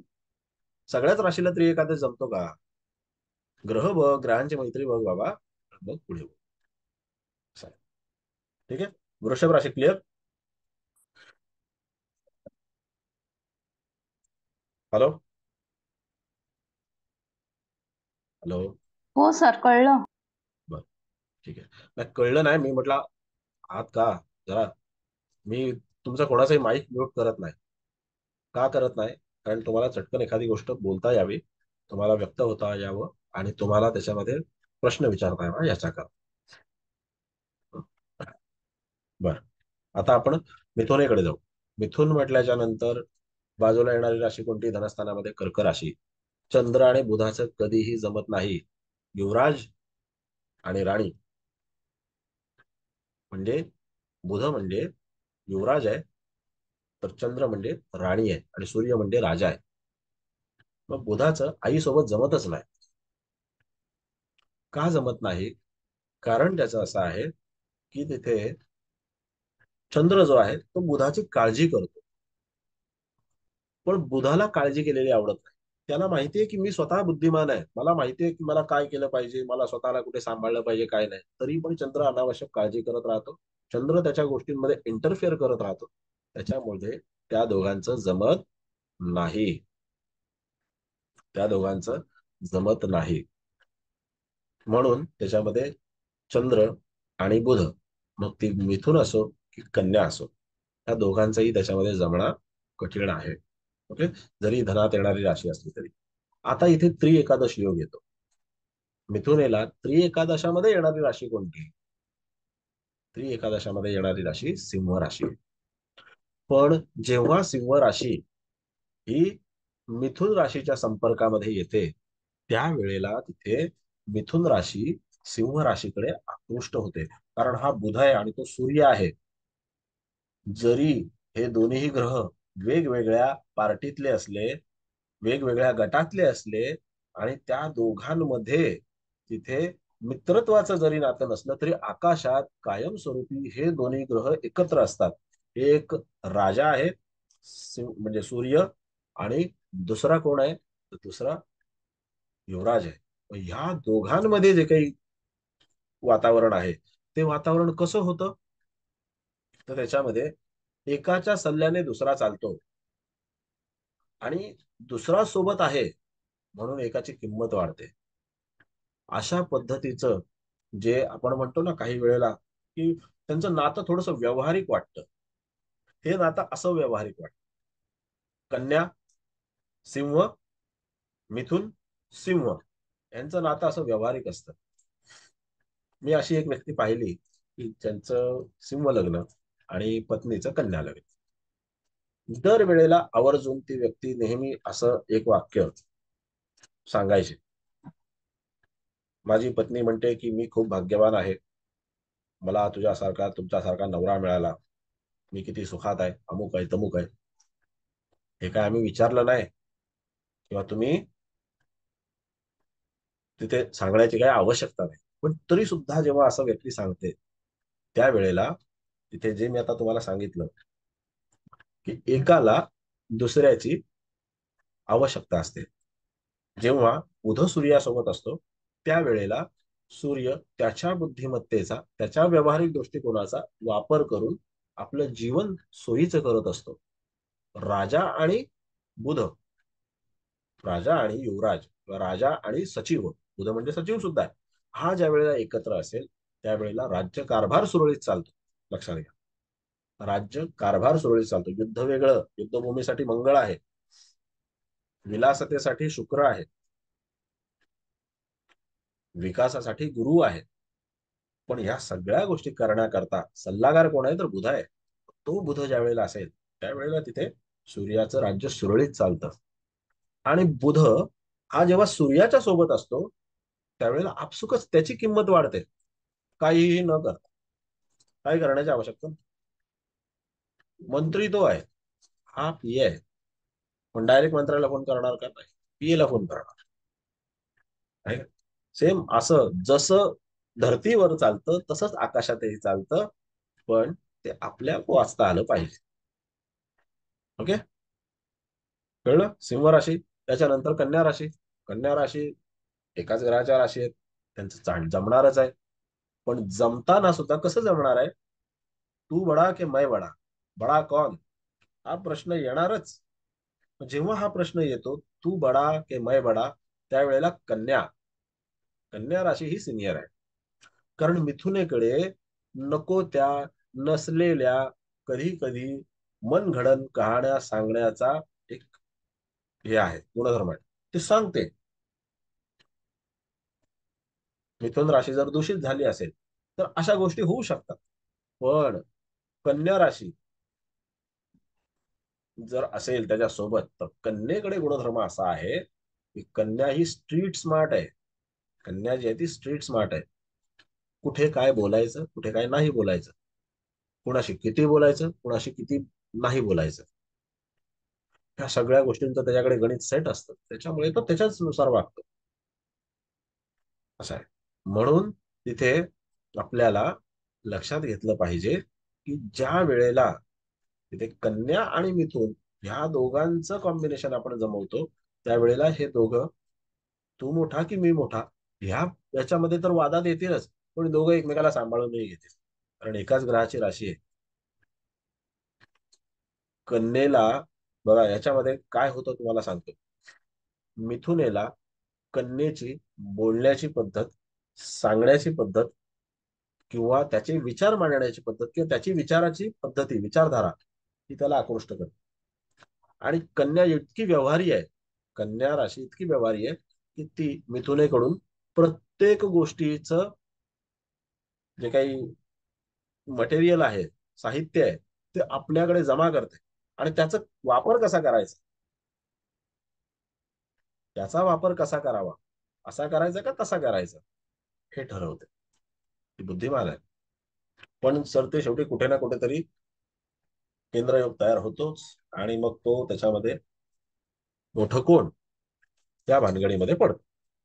असं आहे. त्याच्यानंतर येणारी तुळ राशी.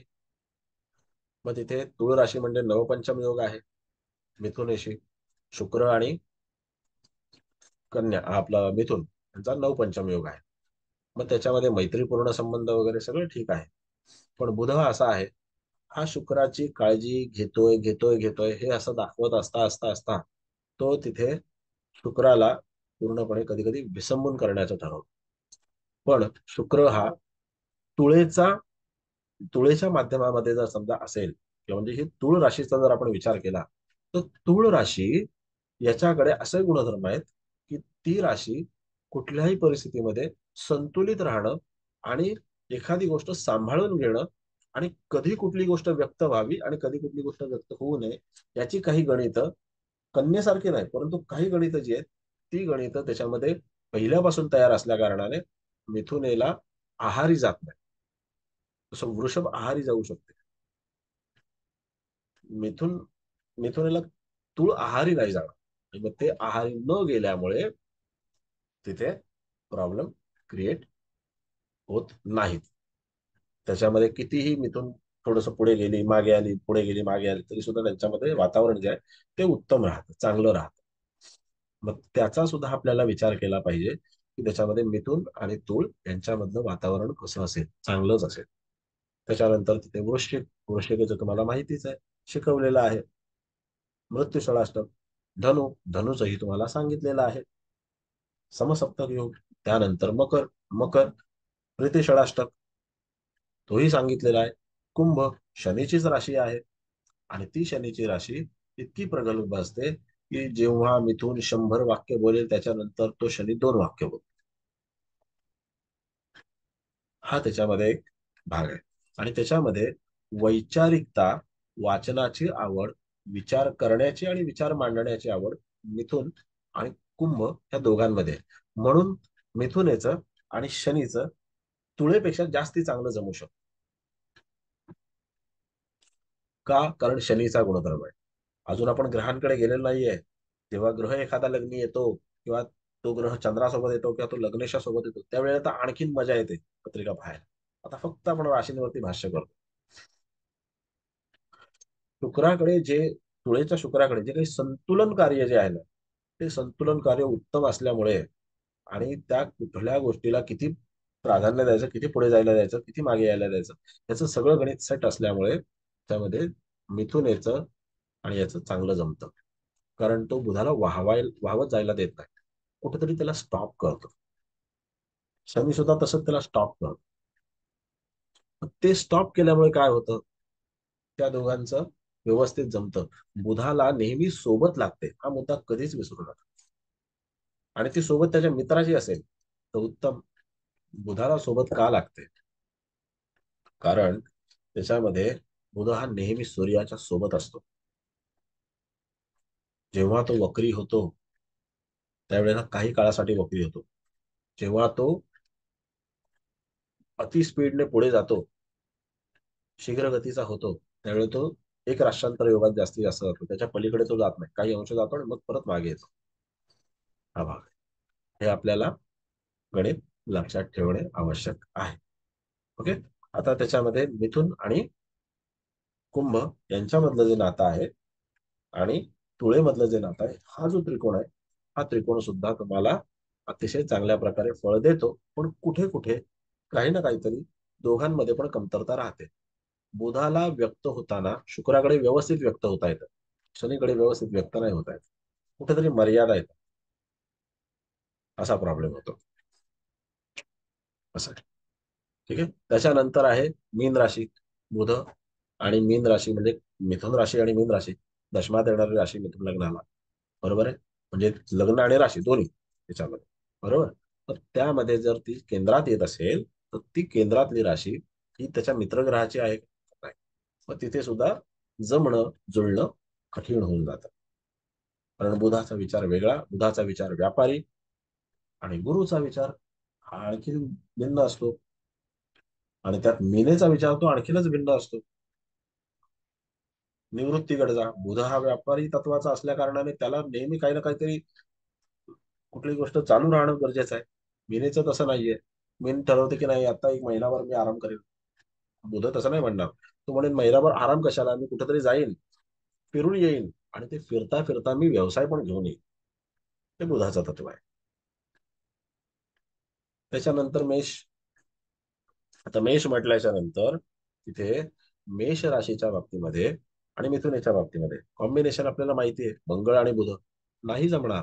त्रि एकादश असला तरी नाही जमणार.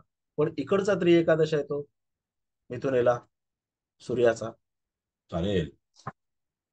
तोही शत्रू हाही शत्रू, पण ह्याच्यासोबत जमणारच नाही, लक्षात घ्या. आणि पुढे जाऊन व्ययस्थानातली राशी ती जे वेळेला आपण पाहतो तर ती व्ययस्थानातली राशी ही कोणती, तर वृषभ राशी. हा एक राष्ट्रांतर योग जो आहे तो जमेल. शुक्र आणि बुध दोघही एकमेकाला आपल्याला हवं तसं सांभाळून घेतील. मिथुन त्याला हवं तसं शुक्राला सांभाळून घेईल, शुक्र वृषभ मिथुनेला हवं तसं सांभाळून घेईल. त्याच्या मर्जीप्रमाणे नाही, लक्षात घ्या. जसं वृषभेला वाटेल की मला बुधाने असं सांभाळलं पाहिजे, माझ्याशी असं वागलं पाहिजे, असं केलं पाहिजे, नाही. त्याला जे योग्य वाटतंय, त्याला जे त्याच्या फायद्याचं वाटतंय तसं तो वागणार. आणि याला जे याच्या फायद्याचं वाटतंय, वृषभेला जे याच्या फायद्याचं वाटतंय, की वृषभेला वाटतं की नाही मला कसं वागलं पाहिजे मिथुनेशी, तर अशा प्रकारे तो तसं वागणार. ह्या दोन प्रकारांमध्ये ते हे सगळं जे काही आहे ते चाललेलं असतं. आता पुढचा जो काही भाग आहे त्याच्यामध्ये आपण आणखी पुढच्या राशी घेऊ आणि ज्या वेळेला तिथे आपण पुढचा भाग घेऊ तो आता येत्या मंगळवारी घेऊ. ठीक आहे. तत्पूर्वी आता 5 मिनिटं राहिलेली आहेत. कोणाला काही प्रश्न आहेत का, काही विचारायचं आहे, शंका प्रश्न काही?